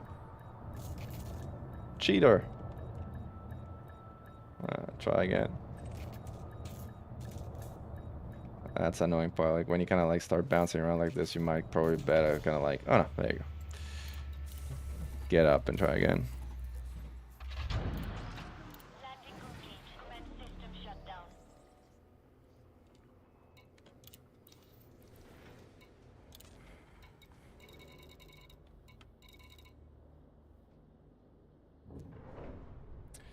All right, and here we are. What are we here to do? Are we here to? Oh, we're 4 dogs, so we're supposed to buy garbage here. All right, garbage is bought. Cargo hold at maximum capacity. Kind of almost want to load up on bio waste, take it to open, and then just dump the entire load of bio waste into a station as a protest.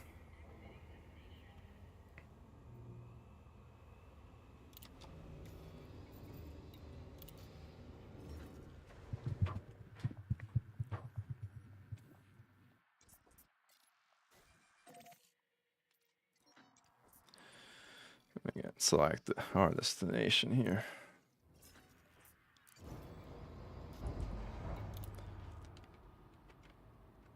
All right. Wow, this is slow on dock. There we go. I think we can boost from all the way back here. Do you think that's wise? Obviously, it's not wise. It's kind of dumb, but let's do it. Let's do it. Let's do it. T9 coming through. T9 coming through. Ah, no, not again. Come on. I was perfectly aligned. Actually, don't even know where the cockpit of a T9 is in reference to a ship. I should probably have a look. Where is it? I thought it was kind of middle-ish. Is it not middle-ish? It's kind of further down on the bottom. Well, not really. It's kind of a bit more on the bottom than on the top, but it is kind of in the middle somewhat. Anyway, we had another fun experience with the mail slot on the way out.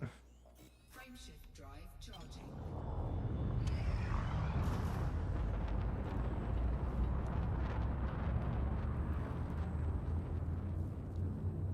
It did look perfect until it didn't. Landing FA off on a 45G planet. Yeah, I think the way the gravity model works in Elite is it actually caps at a certain G value. I don't know what it is, but I think it's somewhere in the 8G. Is it 8G? Like someone who actually knows what they're talking about might actually mention how much that is exactly, because clearly I don't know what I'm talking about with regards to that. So yeah, it's not really 845G, even though, ooh, someone is chasing me. Ooh, scary.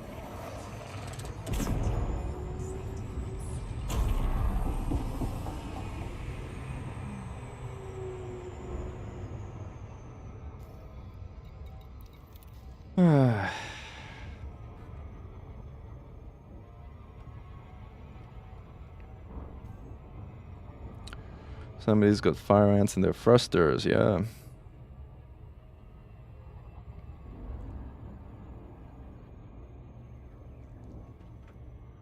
So even if you're landing on such high G planets, like you're still kind of capped in terms of the actual G-force that you're experiencing. And I actually don't know how it works. I do know that flight assist on cheats with regards to how strong it can make your lateral thrusters, as it's possible to, like, if you're moving laterally. I know this because X Combat, we do this all the time, but like if you're moving laterally, ooh, someone's kind of like, can I fight this interdiction or not? I don't even know. I know I can't find interceptor ones, but maybe these ones I can fight. I haven't fought an interdiction in like so long.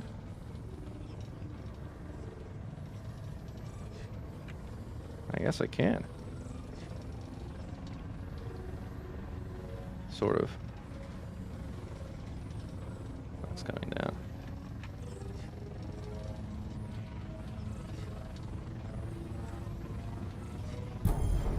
Yeah. I guess I could, huh?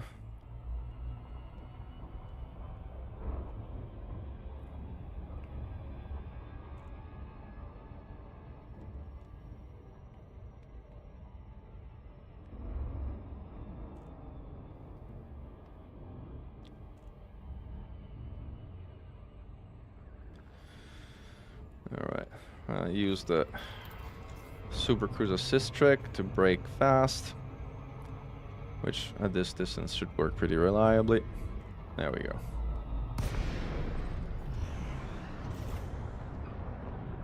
This is actually one of the things that have been carried over back from the old Frontier Elite 2, because Frontier Elite 2 also had an autopilot that cheated in terms of like, if you're going too fast under a very high time acceleration, it kind of cheated and it like put you straight in front of a station, even if you were gonna miss it by a wide margin.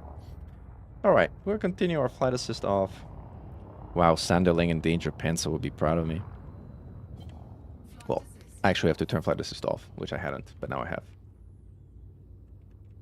If you're wondering who I'm talking about, Sanderling and Danger Pencil are two of the most famous hooners in Elite Dangerous. Like if you saw videos of people doing crazy maneuvers around canyons with like a twin stick, that is probably Sanderling that you've seen. Danger Pencil is like another extraordinarily talented FA off pilot. And I am an incredibly not talented FA off pilot in the Type 9, which is about to blow up.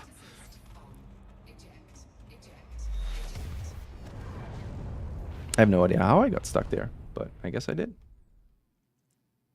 Does that mean I lost my load of 784 tons of whatever garbage I was hauling? Probably. But it's fine. It's fine. This is kind of silly anyway.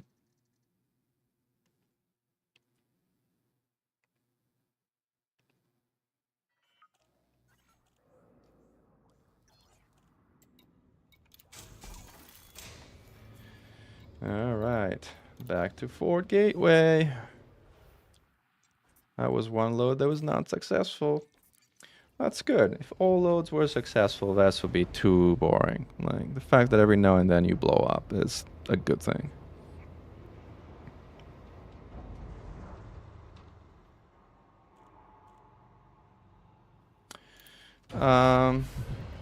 Yeah, I haven't spent nearly enough time in the T9 to kind of be able to relate to your point about interdiction, so can't really say. Let's see if I can actually be able to kind of like get out of here. Like, come on, come on. Oh, there you go. Somehow I managed to get out now. I guess it's just that the ship is so big that like you're basically the size of a mail slot, so if you're not perfectly centered, you're kind of gonna get snagged.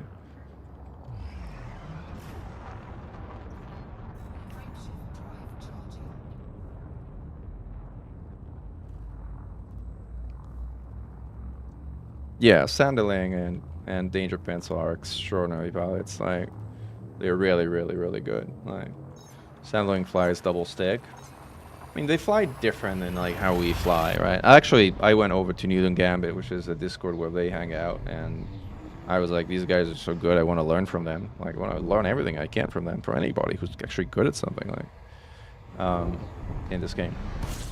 So I spent a little bit of time there, not a lot, but a little bit. And I have learned a lot from them. Like the whole using the boost scoop technique to kind of like manage your acceleration is something I picked up from them. And that was actually pretty instrumental in some of the fights I did, like Eagle versus Hydra. But they do fight, they fly different ships, and they do fly as a result in ways that are quite a bit different to a degree. Like, for example, they will fly ships that are essentially empty from an internal standpoint. There's this, like, we fly combat ships, and combat ships, except some of the silly things I do, tend to not be empty. They tend to be comparatively heavy. Like, as in, you will use the optional internals for hull reinforcement packages and module reinforcement packages, and those tend to weigh quite a bit. So combat ships are heavy, and they're heavier than the hooning ships that you see Sanderling and Danger Pencil and that crew fly.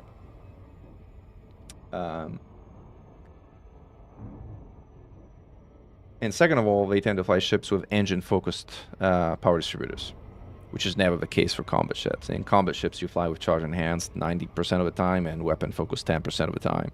So having an engine focused power distributor obviously gives you a lot more flexibility as far as boosts are concerned, which in turn makes flying different. But it's not to say that they're amazing and better than any of us in flight assist off maneuvering, which they absolutely are, like not even a question. But it's to say that they fly different ships. Let's turn back on our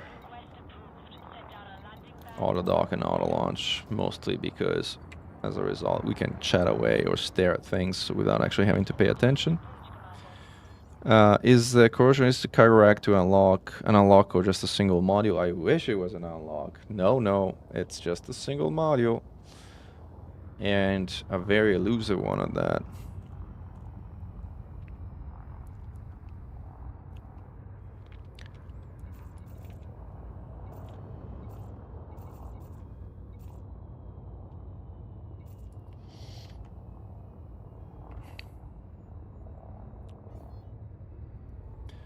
And we're approaching the dock again.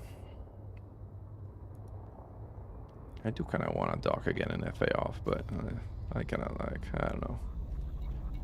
Disabling now might result in a catastrophe again, so might as well not. Yeah, all of this for a single module. Very good one, but single one. But there's no other way to get it, so that's what we're doing. Also, I died, so this thing should have updated, right? Should have? Yeah, 13,000. I'm back in the top 25%. My general rule of thumb is if you finish in the top 10% of the first day of a community goal, you're probably going to end in the top 50% of the CG as a whole. But that's not always true and not always reliable, so... what are we doing here? We're buying garbage. Here we go.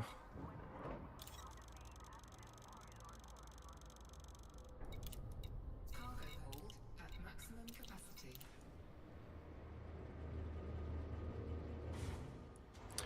If you click auto launch while you are still up there, it prevents you from actually moving all the way back. So it's actually faster to do it this way than going down first. Again, small tricks. Oh, if you didn't know it, that's a trick I've learned probably a few thousand hours into the game, which actually is a very, very handy thing to know. Is after you request docking permission and you're around a station of some kind, which applies to carriers as well, the target indicator, the thing that has a little blue dot, either full or empty depending on where the target is, switches to show where your pad position is after you cross the mail slot. So if you're ever confused as to where pad number 10 is, all you have to do is actually stare at your target indicator. That's going to point to where your mail slot is. I find that super, super, super convenient. And the funny thing is I actually I think a lot of people don't know about that.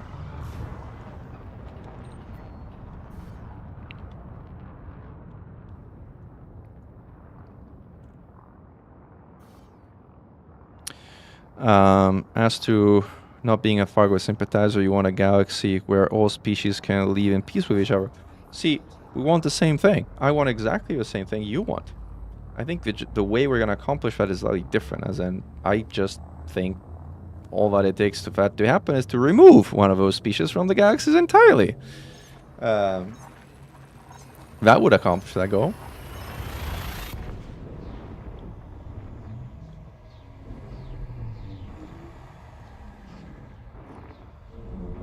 Yeah, in Legacy Horizon it did that, Dark Star Sword, but it's not the case in Odyssey anymore. Ito Orbital.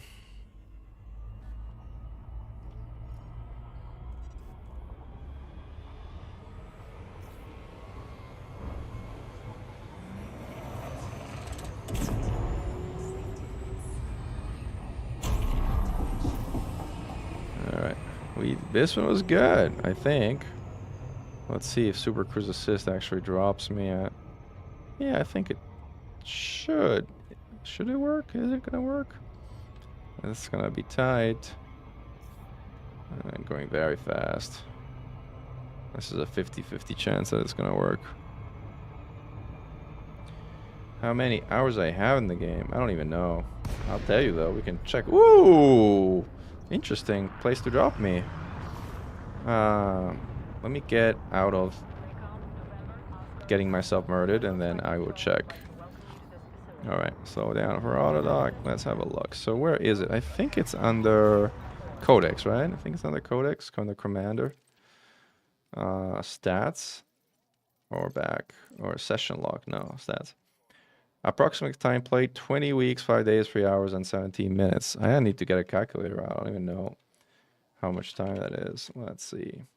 20 weeks is times 7 days times 24 hours is 3,300 hours plus 5 days, which is whatever. I'm not going to even round that up. But yeah, somewhere between 3,500 and 4,000 hours. And I mean, granted, I every now and then kind of left the game open in the background, so it's not like I was necessarily in front of the controls for all that time, but probably more than half of that time.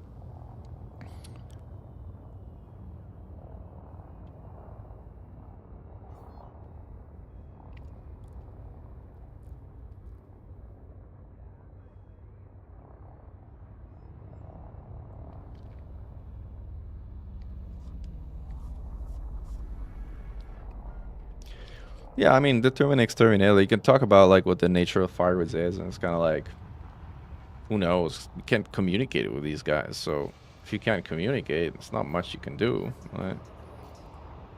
You communicate with Gauss cannons in their face. That communication is pretty straightforward. Or shard cannons too, right? Depending on how refined you want the communication to be. Gauss cannon is refined, sophisticated communication. Shard cannon is brutish, kind of uncultured communication, but quite effective. All right, another load of garbage sold.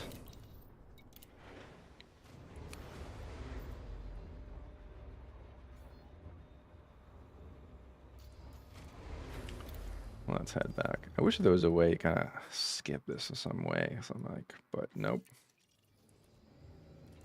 Or make this go faster anyway, but.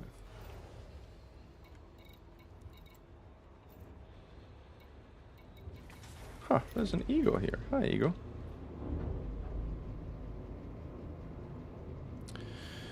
Yeah, communicating with NPCs has also not worked very well, so.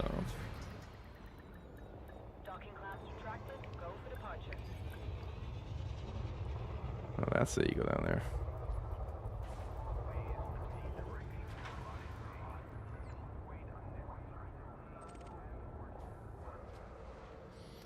Alright, I'm not gonna wait here. I'm just gonna head out.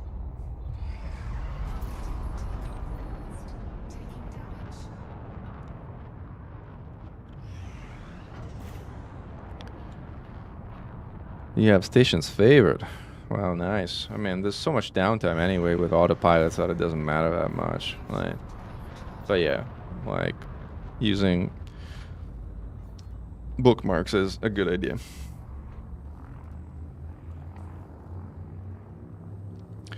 What is the community goal you hear?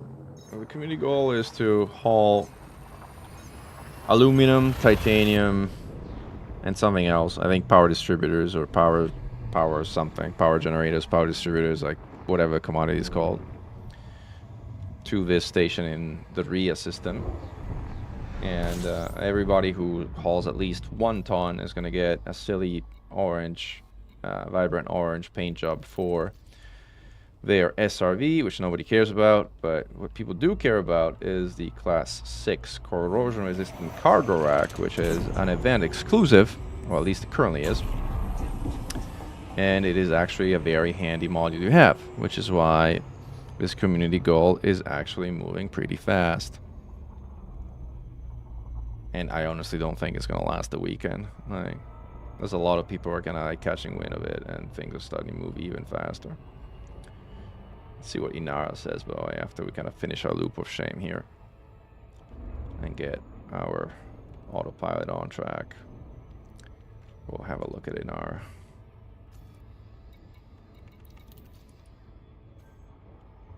All right. Inara says that this community goal will complete in 2 days and 22 hours, which I think is underestimated because Europe is asleep right now. So, a couple of days, yeah, by the end of the weekend, something like that. If not by the end of the weekend, by very early next week, this community goal is going to be done. How much do we need to hold to get the thing? That's the thing, we don't really know. Like, right, you have to be in the top 50%, which right now means having hauled about 5,000 tons at least. But that number may change and is actually likely to go up. So my hunch is, in order to be safe, you probably want to be somewhere between 10,000 and 15,000, I want to say. Something like that. Again, and I may be wrong, so don't hold it against me if I'm wrong, because, like, I'm not exactly an expert in competitive hauling CGs. You can ask me about killing hydras all you want. I can tell you very much about that. But hauling crap, don't know much about that. Yes, oh god is the correct reaction, by the way. I wholeheartedly subscribe to that. And yes, plasma is definitely impolite communications.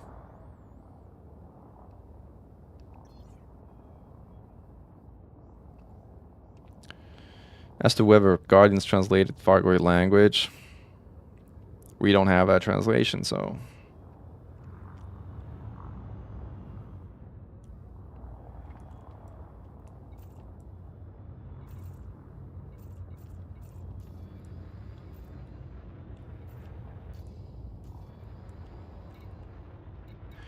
And then even if, like, we could communicate this whole dialogue, like, who attacked who invented who, like, who started the war, like, to me, if, like, Fargoid interceptors start hyperdicting people and pulling them out of witch space, even if they're not shooting them on sight, which, by the way, they are, if you're carrying metal alloys or if you're carrying Guardian relics.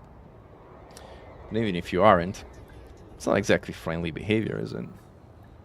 It's not exactly the behavior of a species which wants to make peaceful first contact.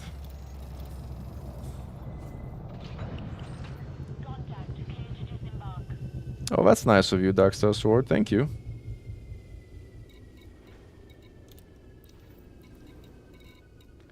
Alright, more of this garbage being purchased. Cargo hold at maximum capacity. 10k is 25 runs. Well, yeah, something like that. Like, at least this ship has 84 tons or something. Yeah. So 10k is what? 13, 14? Don't ask me to do math. All my brain cells are burned out by all the hauling. Man, we should think about going someplace nice after this. Like before coming here, I actually had my carrier parked out at Bitter Goose, which is really cool site out there. Like, the lava world right next to Bitter Goose is, like, amazing. Beautiful site. And then, as we just started the stream, I was out there, and the system with, like, 3 black holes, which was, like, really remarkable too. I think I will do one more haul, and then we can get the carrier kind of repositioned to some decent place. Or hopefully we can do also take some nice screenshots. Might be a good time to hop back to the Pleiades. Like, I don't know, by the way, when the Titan is gonna, like, the Indra Titan that we just destroyed will become explorable from a graveyard standpoint. Because when that happens, I definitely have some materials to stock back up on. So I will go visit that graveyard to pick up some of those materials. But until then, it's like kind of free time.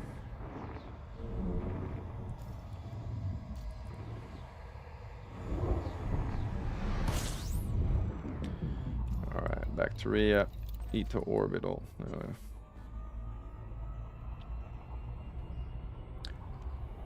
I was saying, it might be a good time to hop back to a Pleiades. Like, one of my very favorite systems visually is Targeta. in the Pleiades, which I absolutely used to love in Legacy because the blue star's light in one of the rings of the gas giants around it looked a bright purple, and then the purple light through this kind of mist of the asteroids just looked amazing. However, for whatever reason, in the change to Odyssey, with whatever they did with the shaders, the light in Taigeta is no longer purple, it's white. And it doesn't look nearly as nice as the light used to look at in Legacy. Yeah, it's still pretty good, but it's like not that special anymore. There are more rewards for the top 20 or top 10%. I think there's some credits, like, I don't know, the usual silly amount of credits that nobody really cares about at all. If that. Yeah. You get 3.2 million credits or 4.2 million credits. That's so generous. Thank you. I think they missed 3 zeros if they want to make that interesting. And even then, it wouldn't be that interesting, even with 3 additional zeros.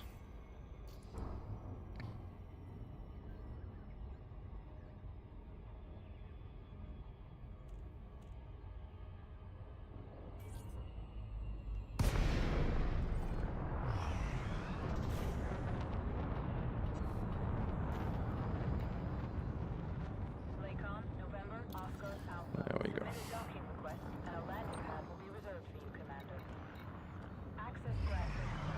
I should go double this 11 billion, which eventually should become 22 billion in bonds, but I'm too lazy to do that, so I just will keep them there.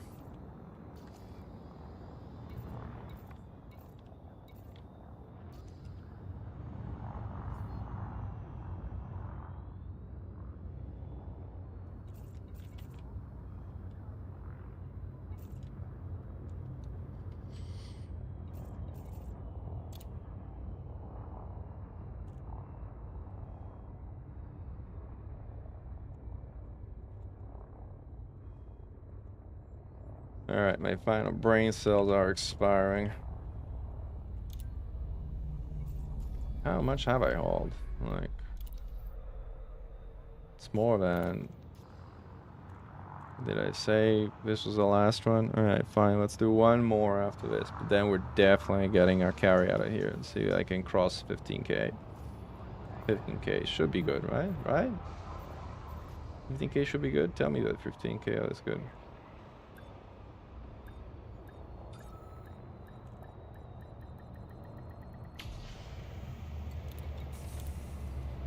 Alright.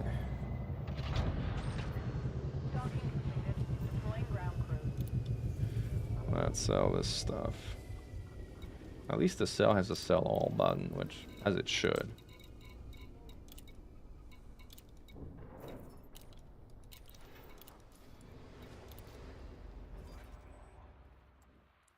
Yeah, it's like not worth anything, or very little. Right. Alright, final hauling run. Before we hop on carry. Where do we think we should go? Should we go to the Pleiades? Should we go to some cosmic pretty sightsee? Oh, why am I checking this? Let's check this one.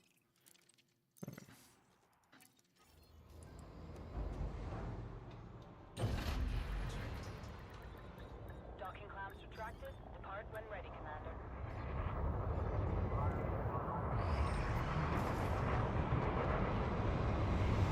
Vroom vroom. Woo! That was cool.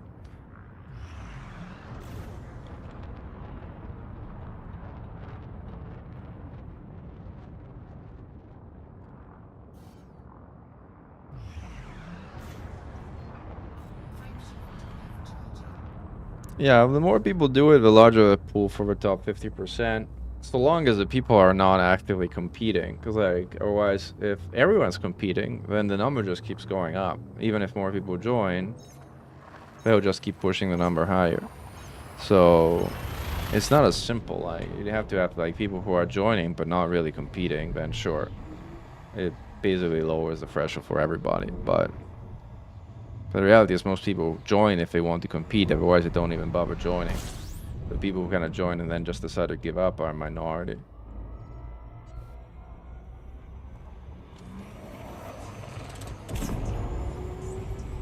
Alright.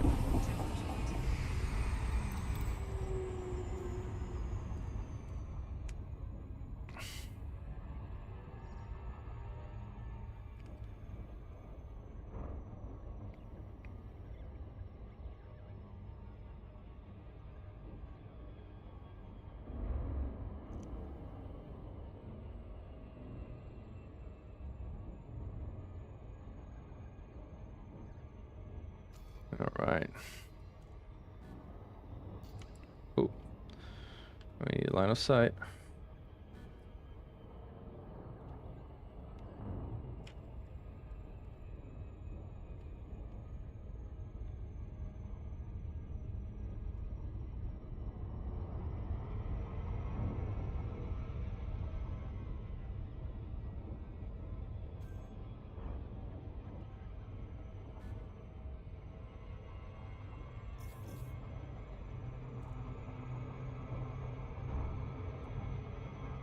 And here we are.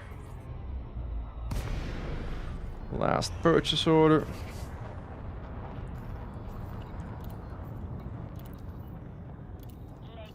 Just short of 15K.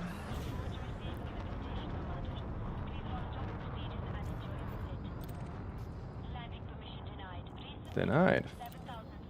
Oh, okay, cool. Granted now.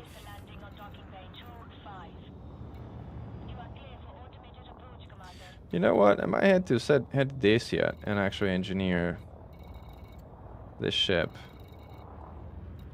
Thrusters and like put the experimentals on that I kind of wanted to put on. That might not be a bad detour. Not the fanciest place to go to, but helpful. Helpful to do it. I have a couple of ships where I actually do want to do that. And I feel it's worth it and warranted.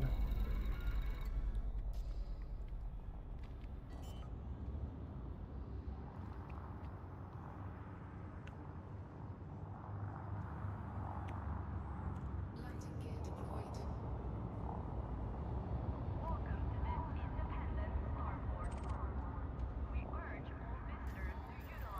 Right, that's actually a retag. Ria. Hop on the way back. Alright, cool.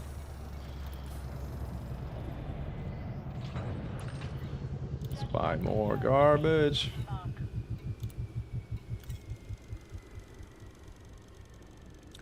Alright, and this is our last haul. Maximum capacity.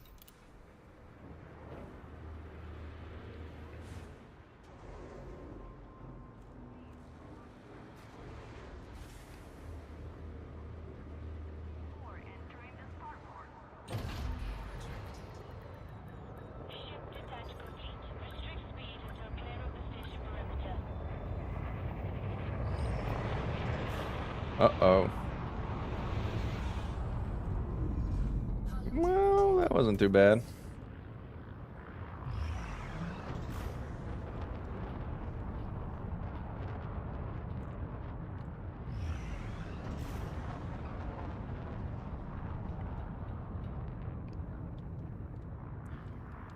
I also know that if I don't go engineer the ship, or at least put experimentals on it now, I practically never will, because it's like finding the willpower to do that requires some kind of special occasion.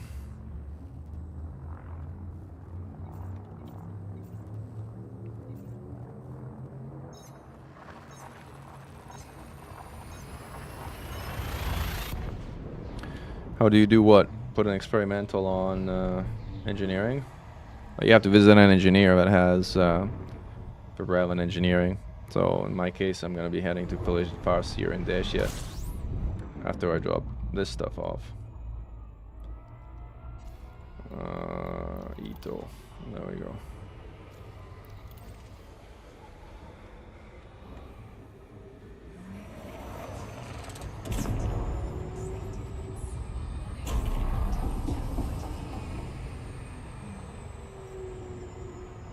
now is a good time to instruct my carrier to go there.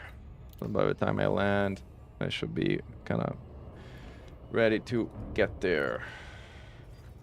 Now, Dayshed is an incredibly popular system, so it's pretty common that there are no carrier spots around here. Certainly not around where Felice Farseer sets.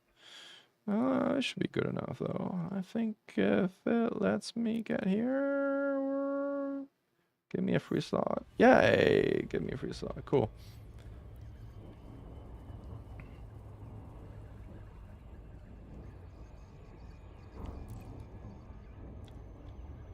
Alright, and now we should be able to kind of accelerate and use the braking trick, since we're close enough to do so reliably.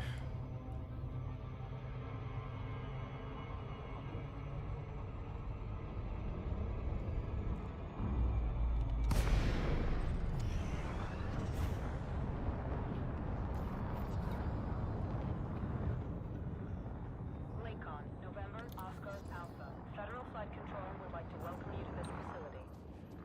Okay, Commander, land on pad 2-4. Automated Person launch. talking about PvP versus PVW, player versus what is W? Huh. I don't know.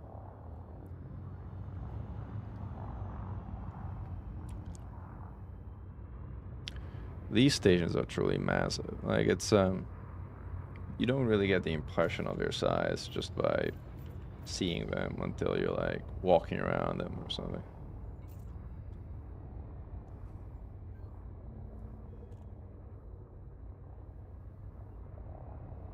Oh, player versus wing. That's the thing. I see. And everybody else is kind of like defending the wing, I guess. Oh well.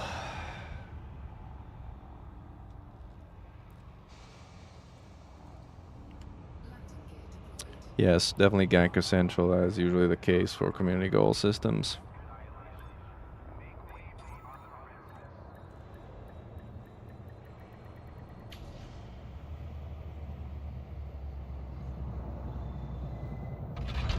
All right, let's dump this final cargo and get the hell out of here. There we go. All right, mission accomplished. We delivered 15,500 and whatever tons of garbage. And with that, I am not hauling a ton more of this stuff. We're almost at tier 2, by the way. Huh. Cool. Some folks are like, I'm not sure we're gonna reach tier 5. I'm like, guys, this thing is not gonna only reach tier 5. This thing is gonna blaze past tier 5 in no time.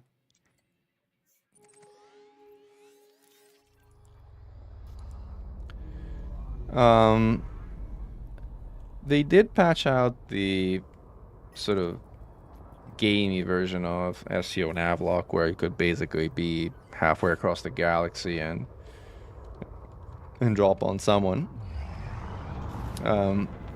But first of all, I am not using SEO Navlock. I'm using the Super Cruise Assist Navlock, which is a different thing, and that definitely hasn't been patched out. And second of all,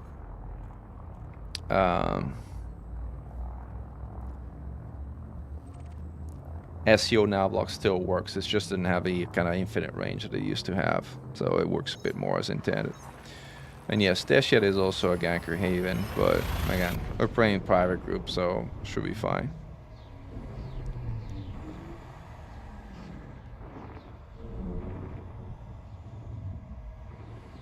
Appreciate the offer, Sam, by the way, but yes, I am Dan, so.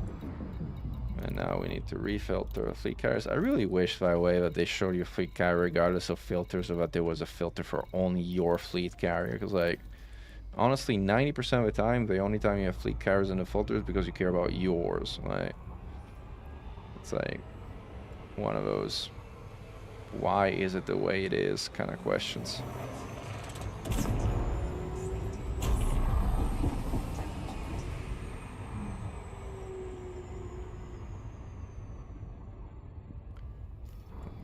Let's see how much time we have to kind of dock on our carrier. There should be a reasonable amount of time. 11 minutes, so it's about 5 minutes before shutdown. Ah, it's plenty. We're good. Lockdown, I mean. Especially if we use this little trick again. There we go. Plop.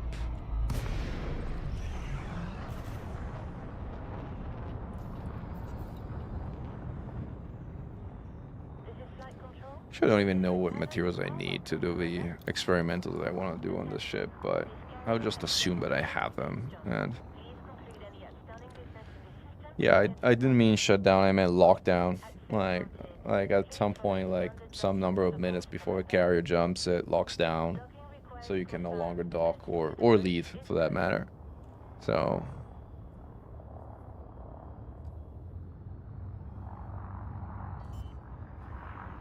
that's a good carrier name. That's no moon. It's a good one. Landing gear deployed. And I will turn on my coffee machine for an evening coffee.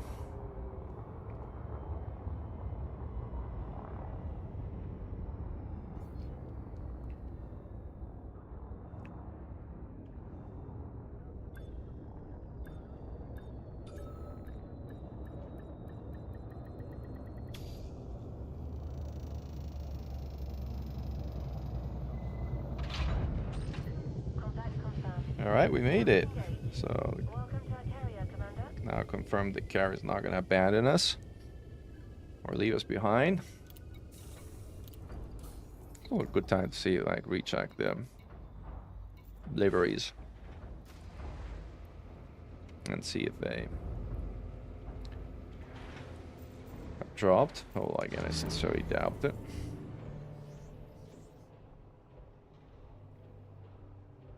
Don't have children. That's a good carrier name too.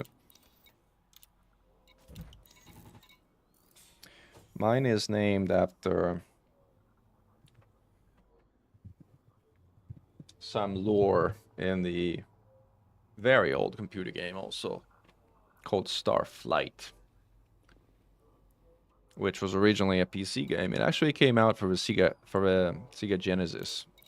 The Sega Genesis version was much better, by the way. Like, all right, 8 minutes. What we're doing, we're gonna see delivery.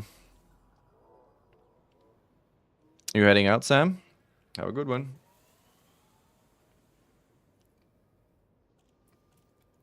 Let's see if our decals have dropped. And no, they have not.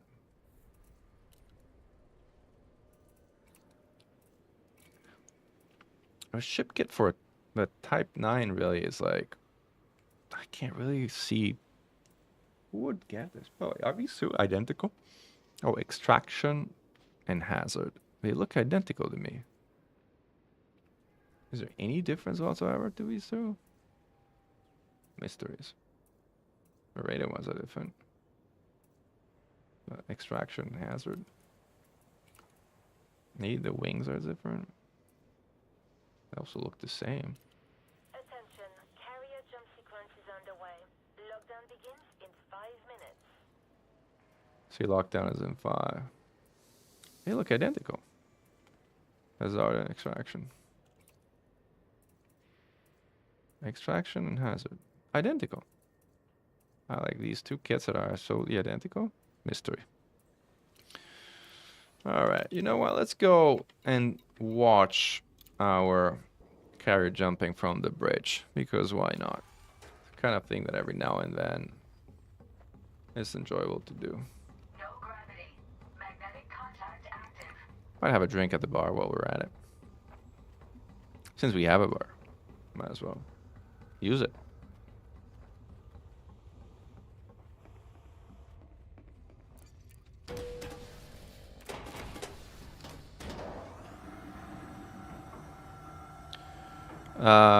It's a good question if your ship kits make your hitbox bigger. The short answer is yes. Which means using them in combat is not a great idea, which is also why in the Xeno Strike Force uniform we ban the use of ship kits. The Xeno Strike Force uniform is required to not have ship kits. Looking for something, Commander? Yeah, I'm looking for the bridge. Do you know where the bridge is? I mean, it's my carrier, so I should know where the bridge is, but, like, maybe you could help me out.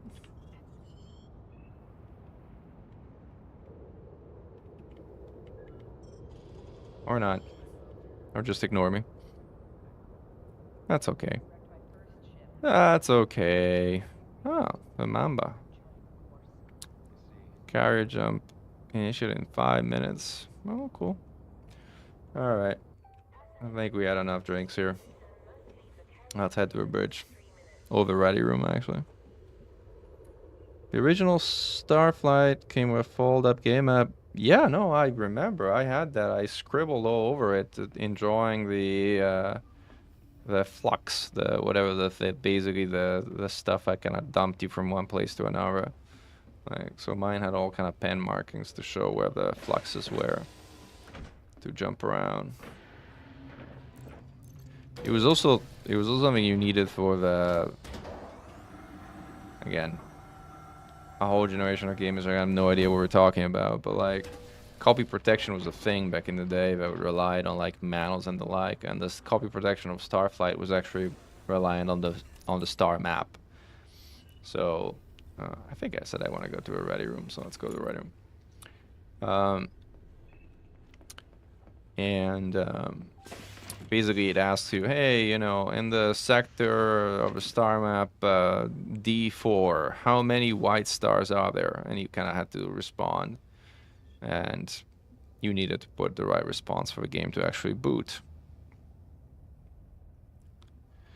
Does the carrier not jump if you don't sit down? No, the carrier still does jump. It will automatically force you to sit down. So it will teleport you to the seat, essentially. If you're not sitting at the time the carrier jumps. See, you get this message. Free carrier will be depart system soon. Please head out here. Like, and the captain then, captain sits here, and then if you have other people on the bridge, they get to automatically sit here. Only people in your wing, I think, can come up here, by the way. Or I might be mistaken, but I think so. Like, and then it's like, can't go down here and like wave at people down here. Down there, anybody can go down to a part down there. In fact, when we have like larger events, and for whatever reason we end up at the carrier, we kind of congregate down there in like the passenger section, if you will. Whereas if it's just the wing, you can have folks up here in the ready room or in the bridge proper. But let's be diligent and actually sit. But you can't be in third-person camera. Like, it also snaps to first-person camera when you do jump. Services are offline. Network access is temporarily unavailable. If you exact at the stand up at the exact second, you can remain standing while it jumps. Ghost Giraffe, what was the right second again? You guys tell me. I don't know, we'll see. How am I supposed to stand up? I can hit the button here. Head to the command. Oh, you have been escorted. You designated a seat for departure. See, that's what happened. I've been seated, and now I can't stand up anymore. Yep, no way to stand up. Now I'm stuck.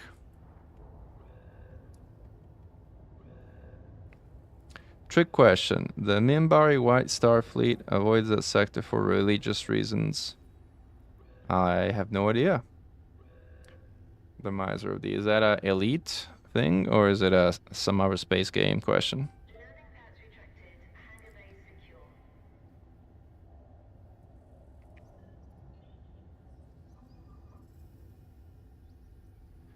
Oh, leaving me behind. That'll be interesting. Well, anyway. I tried it. Didn't work. So we are sitting and jumping while sitting. Can I interact with this thing? Oh, wow, interesting. I can still interact with it. I don't think I can actually do anything with it. Can I? Commodity. Like. Huh? Yeah, not much I got to do here. Oh, Babylon 5. Yeah, no, I didn't watch Babylon 5, actually. I was a big Star Trek The Next Generation fan, and I actually watched a few episodes, but I didn't actually get into nor watch Deep Space Nine at all. And also, for whatever reason, I didn't get into Babylon 5 nor Battlestar Galactica. Like, those are probably a few of the ones that I missed.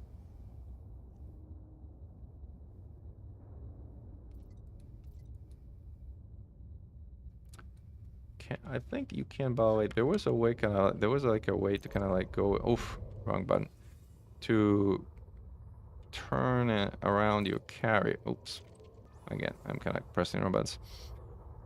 There was a way to kind of move the camera around the carrier, I think, at some point. I don't remember like how to do it, but there was a way to do it. Flip like your buttons around the carrier, but either way, doesn't seem to be working now. Like the drive is spooling up. Let's see what happens if it actually shows the carrier jumping from this angle.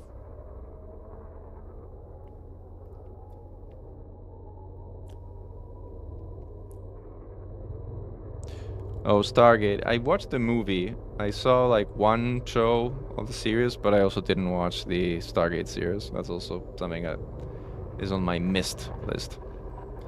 Alright, let's see if it still shows moving. No, it didn't. Back to the bridge we go.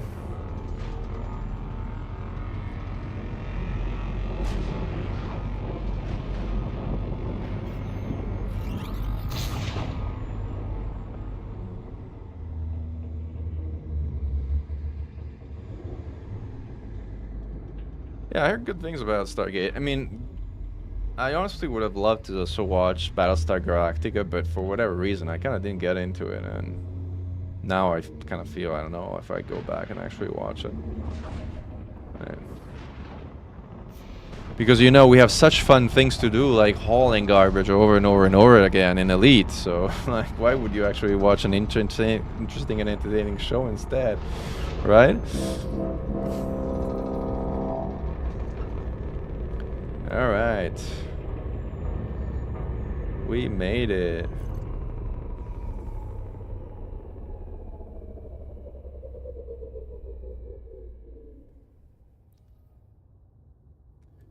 I made my seat. Well, thank you.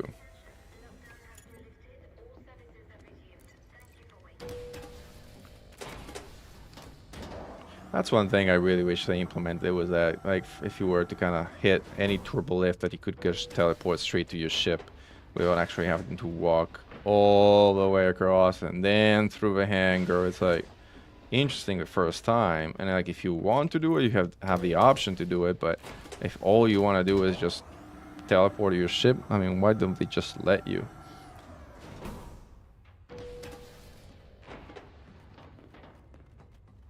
I don't even know where the entrance to a T9 is. It front or back or left or right? Where is it? On the back? Apparently not. Where is the entrance to a Type 9? Hey! How do I get in? Oh, over there. Okay.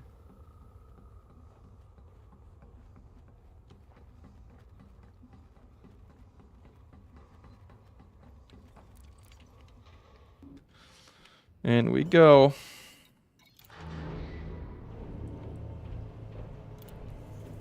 While the ship comes up, I will take the opportunity to refuel the carrier, which is 102 tons of tritium, because like we've been dancing around like left and right. Okay. Do like to keep my carrier fueled up, because you never know, like when you need to jump to places and you're not around. Like, it's good to not worry about fuel. You'd imagine you'd be able to refuel your carrier remotely if you had like 10,000 tons of tritium in the carrier, but nope. Again, you gotta be there for some reason. You cannot tell the 10 people you hire that you are paying on your carrier to refuel your carrier. Nope, not possible. Well.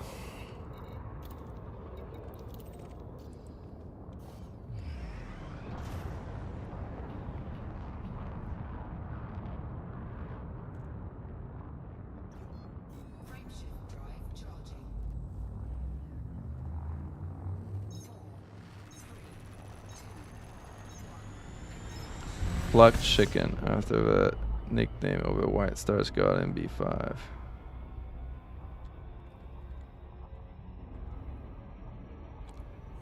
Alright, let's go.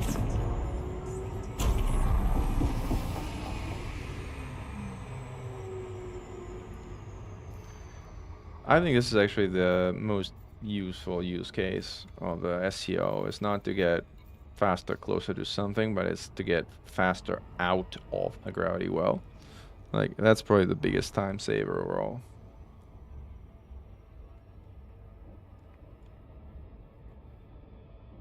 Gang the plebs. Now that is an interesting fleet carrier name. Ah! Imperial Justice.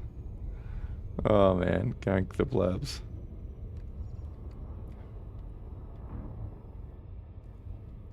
And there's some kind of like more random names. Orbital flight engaged. Am I going too fast? I think I'm going too fast. Yes, I was going too fast. Which kind of sucks because like I don't know if I can close 60 kilometers any reasonable amount of time on 300 kilometers. Well, guess it's fast enough rather than going back to super cruise back up and down. Hey, hello sis. Not really. I'm just putting experimentals on my SEO drives that I have engineered, but I haven't put experimentals on for a few ships where it actually matters and I care to do it. Right.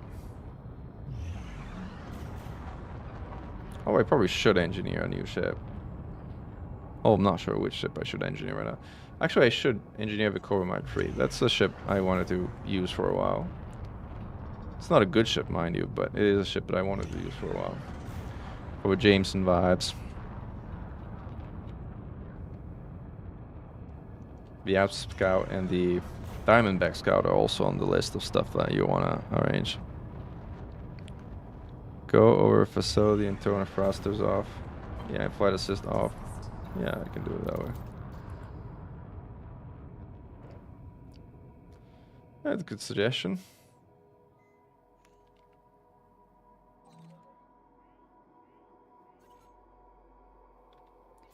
More importantly, you don't have to hear the sound of the boosting again and again and again, which definitely is a quality of life improvement.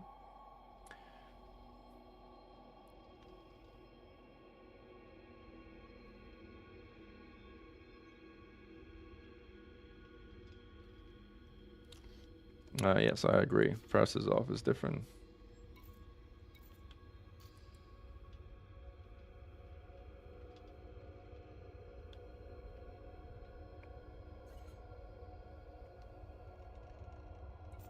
All right.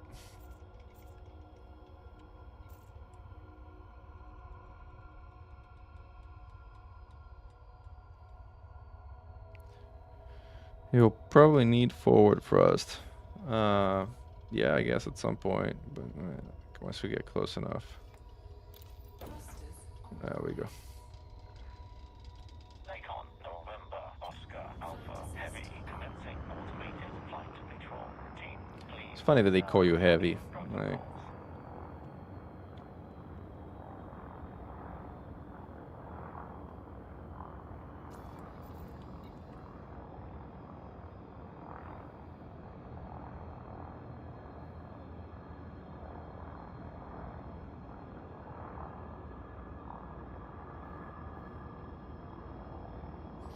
oh yeah, it's definitely slow even with all the engineering in the world. I completely agree. But it's a little bit less pathetic, so might as well. Access granted. Proceed to landing pad 05.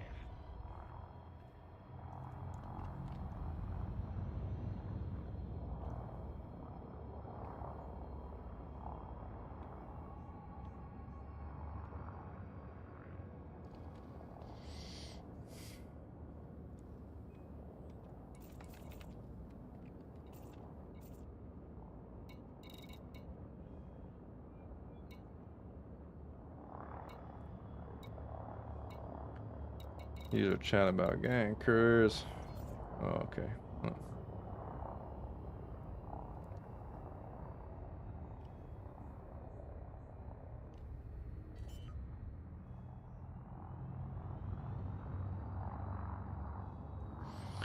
Yeah, I mean, I'm doing something similar, but it still takes freaking forever. Like, so.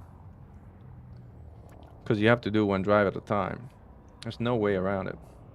I mean, if you want the experimentals.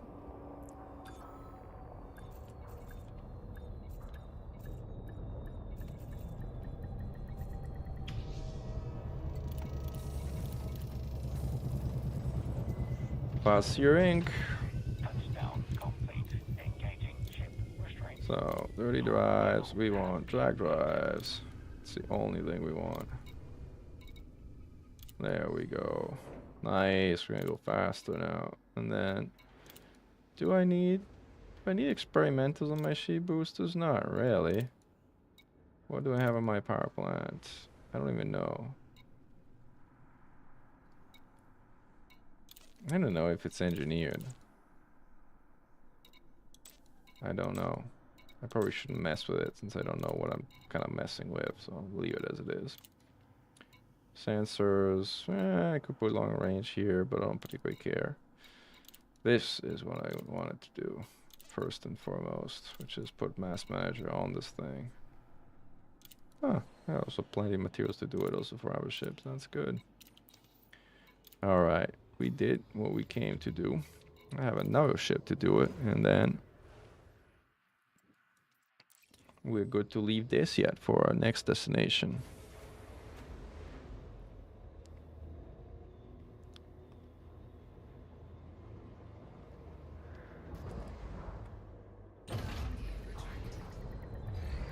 Ship restraints disengaged. See how fast we're going now. Yeah, like 5 meters a second faster. Why not? We'll take it. Again, the main factor is the jump range. Disengaging automated flight control routine. Safe travels, Commander.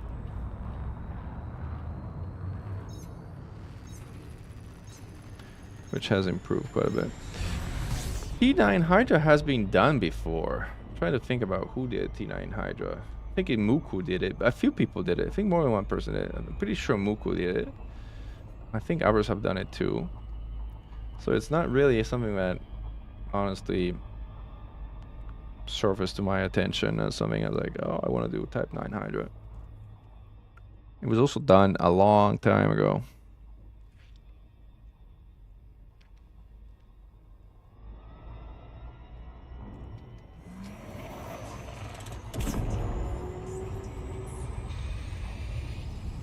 Ooh, wow, that was fast. That was surprisingly fast. Is the Eagle good at combat? Or good at good combat? I think good, you mean good at good combat. Well, it's an interesting one. Like, the Eagle is the most agile ship in the game.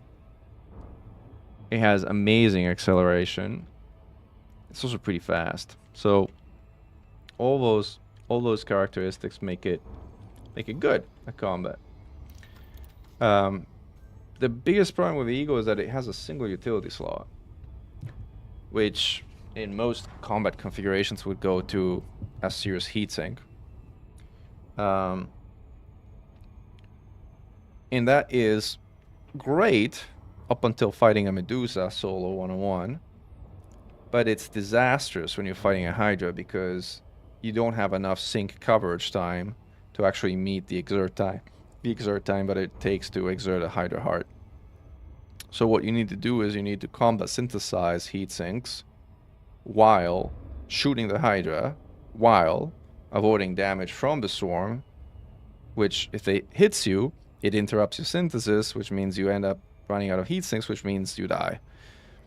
That's why Eagle versus Hydra was, technically speaking, the most challenging fight I've ever done. And it's also the one that took me the longest time by far, and the most attempts and effort by far to do. So if you're interested, look out Eagle versus Hydra. The Courier is night and day easier to fight with as compared to the Eagle. The Courier is actually one of the best small ships to do AX combat in, especially since mod shards came about. Courier is an exceptional platform for mod shards as far as small ships go. So, yeah, the Courier is great. The only thing about the Courier is it's very, very light. It's less than 100 tons in total mass, which means you cannot ram interceptors, which 99.98% of people don't care about because, like, why would you be ramming interceptors anyway? It's a bad idea. But if you are in the 0.2% or 0.02% that actually wants to ram interceptors, I'm not saying that would be me, then you will find that the Courier is too light to do that. You will kind of like end up stopping that in your tracks and not doing much damage at all in ramming interceptors with a Courier. Unlike the DBX, for example, which is also a small ship, but it's like over 400 tons in mass, and so the DBX can ram, the Courier cannot. But yeah, Courier is very, very good combat ship. It also, if you ask me, has the best cockpit in the game. Right? The cockpit of a Courier is just amazing. Absolutely love it. Looks like being in a fighter pilot ship.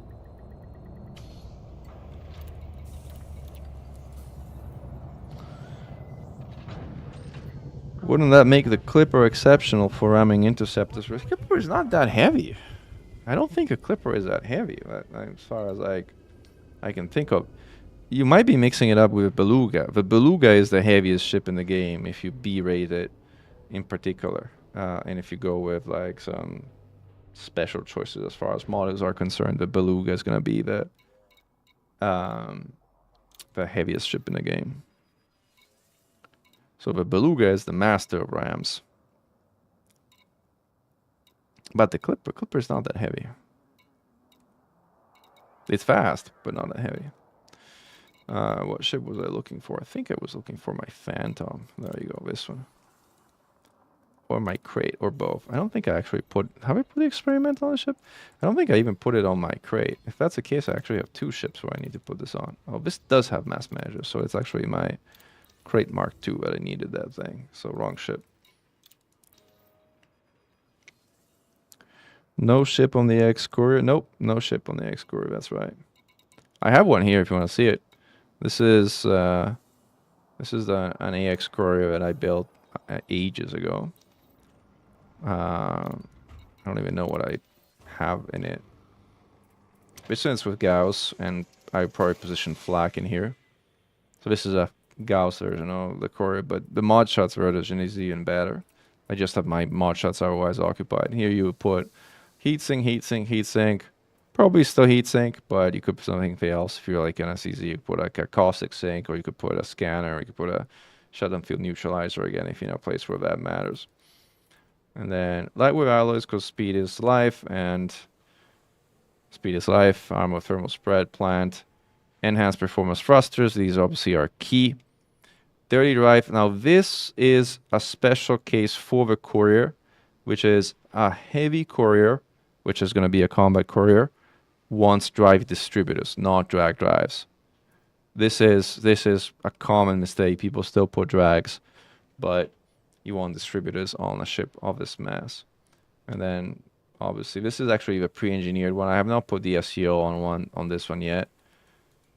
I have the pre-engineered module, which is like actually excellent. So light wave, charge enhanced, light wave scanner. This should probably be long range, but I guess light wave makes it faster, so I guess that's why I did it. But in hindsight, if I was to kind of do this, I would probably put long range here.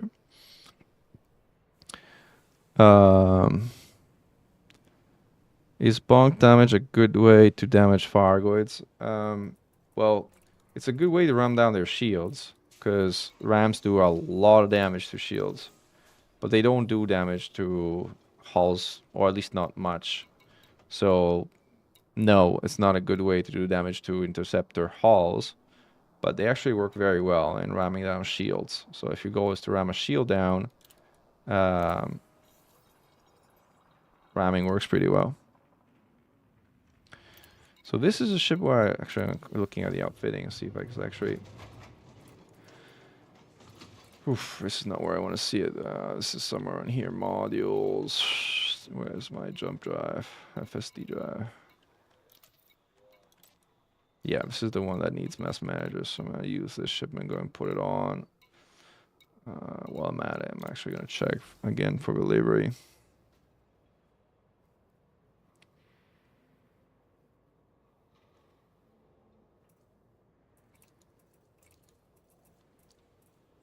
Still nothing.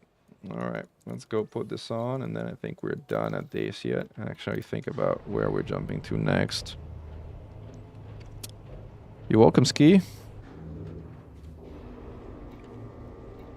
But Courier is a fun ship. I think you're gonna enjoy flying it. I mean, the Ego is also a lot of fun, but the Ego is a lot harder to use. Like the Ego, you really, really need to know what you're doing if you're fighting interceptors in an Eagle. The Courier is a lot more forgiving, so like if you're picking between the two, I would encourage you to maybe start with a Courier.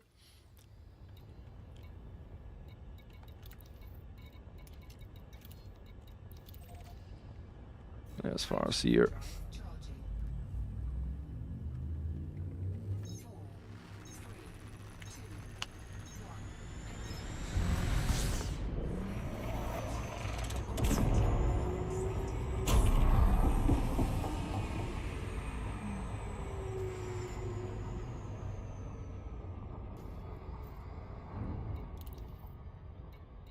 4, 15,680, and I'm still just top 25%.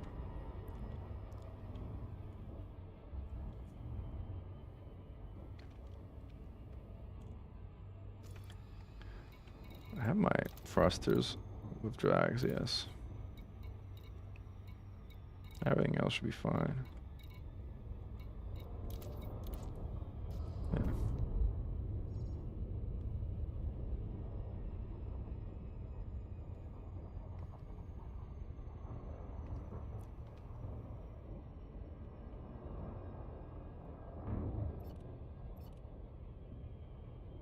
orbital flight engaged. They can slow down and not crash into a planet this time around. Which sounds like I actually managed, which is good.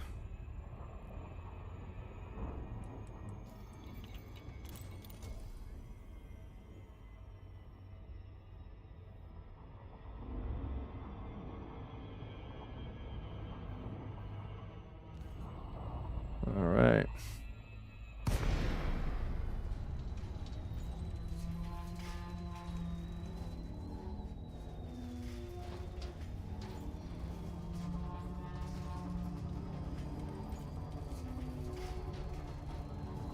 And here we go.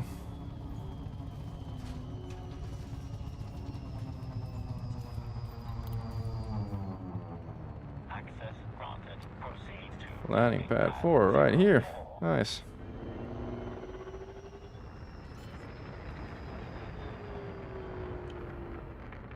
gear deployed. Forgot I don't have auto dock in this ship because this is a combat ship.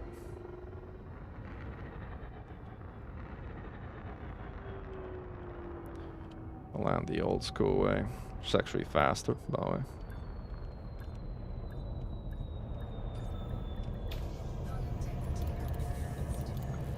Okay. What would be the use of the size 6 anti-corrosion cargo rack? Well, for one, if you have a build which uses size 6 cargo rack, such as this crate, such as my Chieftain, such as my Phantom, you don't have to downside the rack to make it corrosion resistant, which is nice. Which means you can carry 64 limpets, use a few, and then go around and scoop up cargoid hearts and carry them home, which is nice. Which is not something I normally do because I don't have a corrosion resistant rack of that size in my ship. it also very handy if you're like hauling caustic samples or other caustic materials in mass quantities. Um, because again, otherwise you basically have to put that in um, non-corrosion resistant racks, and that can get risky and problematic. And I'm not gonna get into the specifics of to why that is a pretty bad idea to do unless you really, really know what you're doing. So, oh, I actually have to kind of like improve this one by through. Let's put experimental first. Mass manager. I have 3 rolls of this thing. Let's see how far I can go. Boom. Obviously nothing. Oh well, that was decent. Okay, cool. Let's see if there's anything else that we want to mess with while we're here. I think this is fine. Low emission thermal spread. Sensors are already long range. Engines already have 30 drags, so we're good. All right, we are finished at day shit. So let's go back to the station and let's jump our carrier somewhere else. It's probably back to the pretty system we were earlier. Or should we go to Taigeta? Let's go to the Pleiades and back to Taigeta. We haven't been there in a while. So let's set that as our destination. Taigeta. Taigeta has a ringed giant right next to the main star, which is like a fantastic, fantastic place. Like this one here. This is where we're going.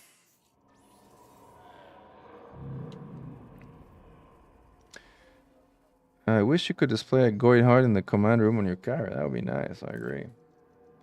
Well, you sort of display one on your like dashboard, because like the little cyclops that you can see behind the Farseer writing on the left, bottom left of the screen, is made from a cyclops heart. So you kinda can, kinda. All right, back to Noah. Oh, I have a landing gear still.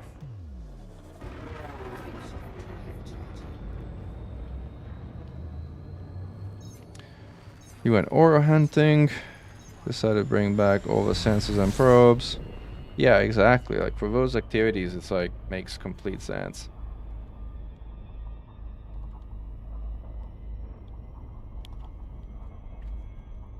How much toxic cargo would you need to carry? Well,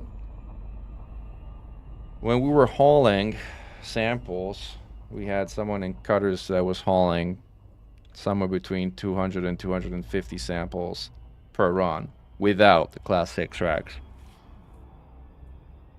It was dangerous. It was a dangerous affair because you often ended up taking, oh, sorry, wrong button here. Yeah, often ended up taking massive amounts of corrosive damage. So yeah, it is a tricky affair without the 64-ton racks.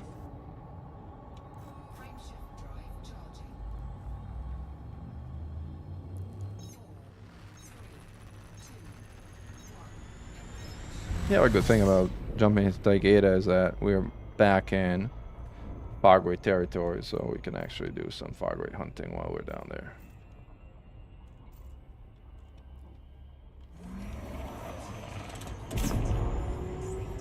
Whoosh! Ooh, I forgot that I was gonna just swing past like last time. Oh well, we're less than 10 light seconds away. We're good.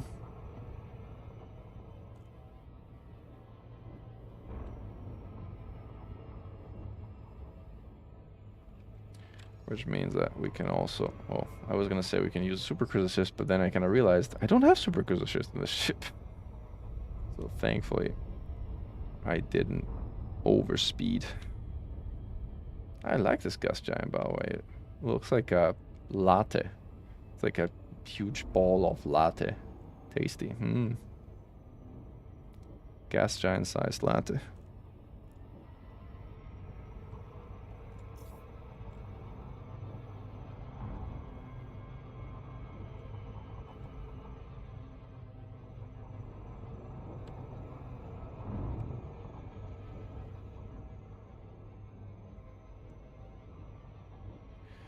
All right, folks, I think when we dock, this is going to be the end of our live stream for tonight.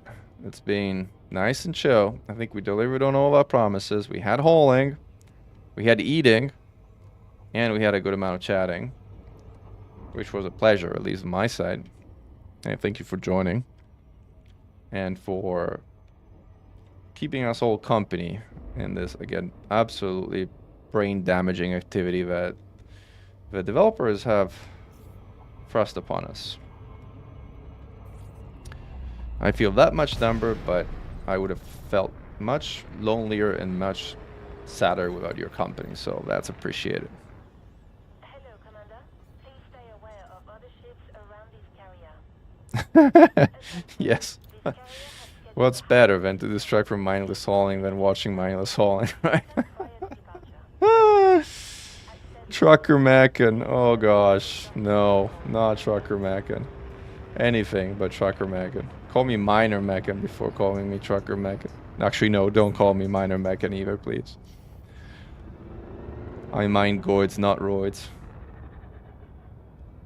Actually, I like that. Minor Mackin. Mine goids, not roids.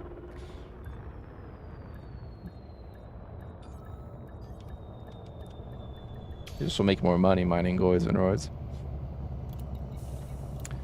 All right, folks. Again, thanks for joining the stream. Great to have you along. What can we do for you, Commander? And glory to mankind. Commander Mackin, over and out.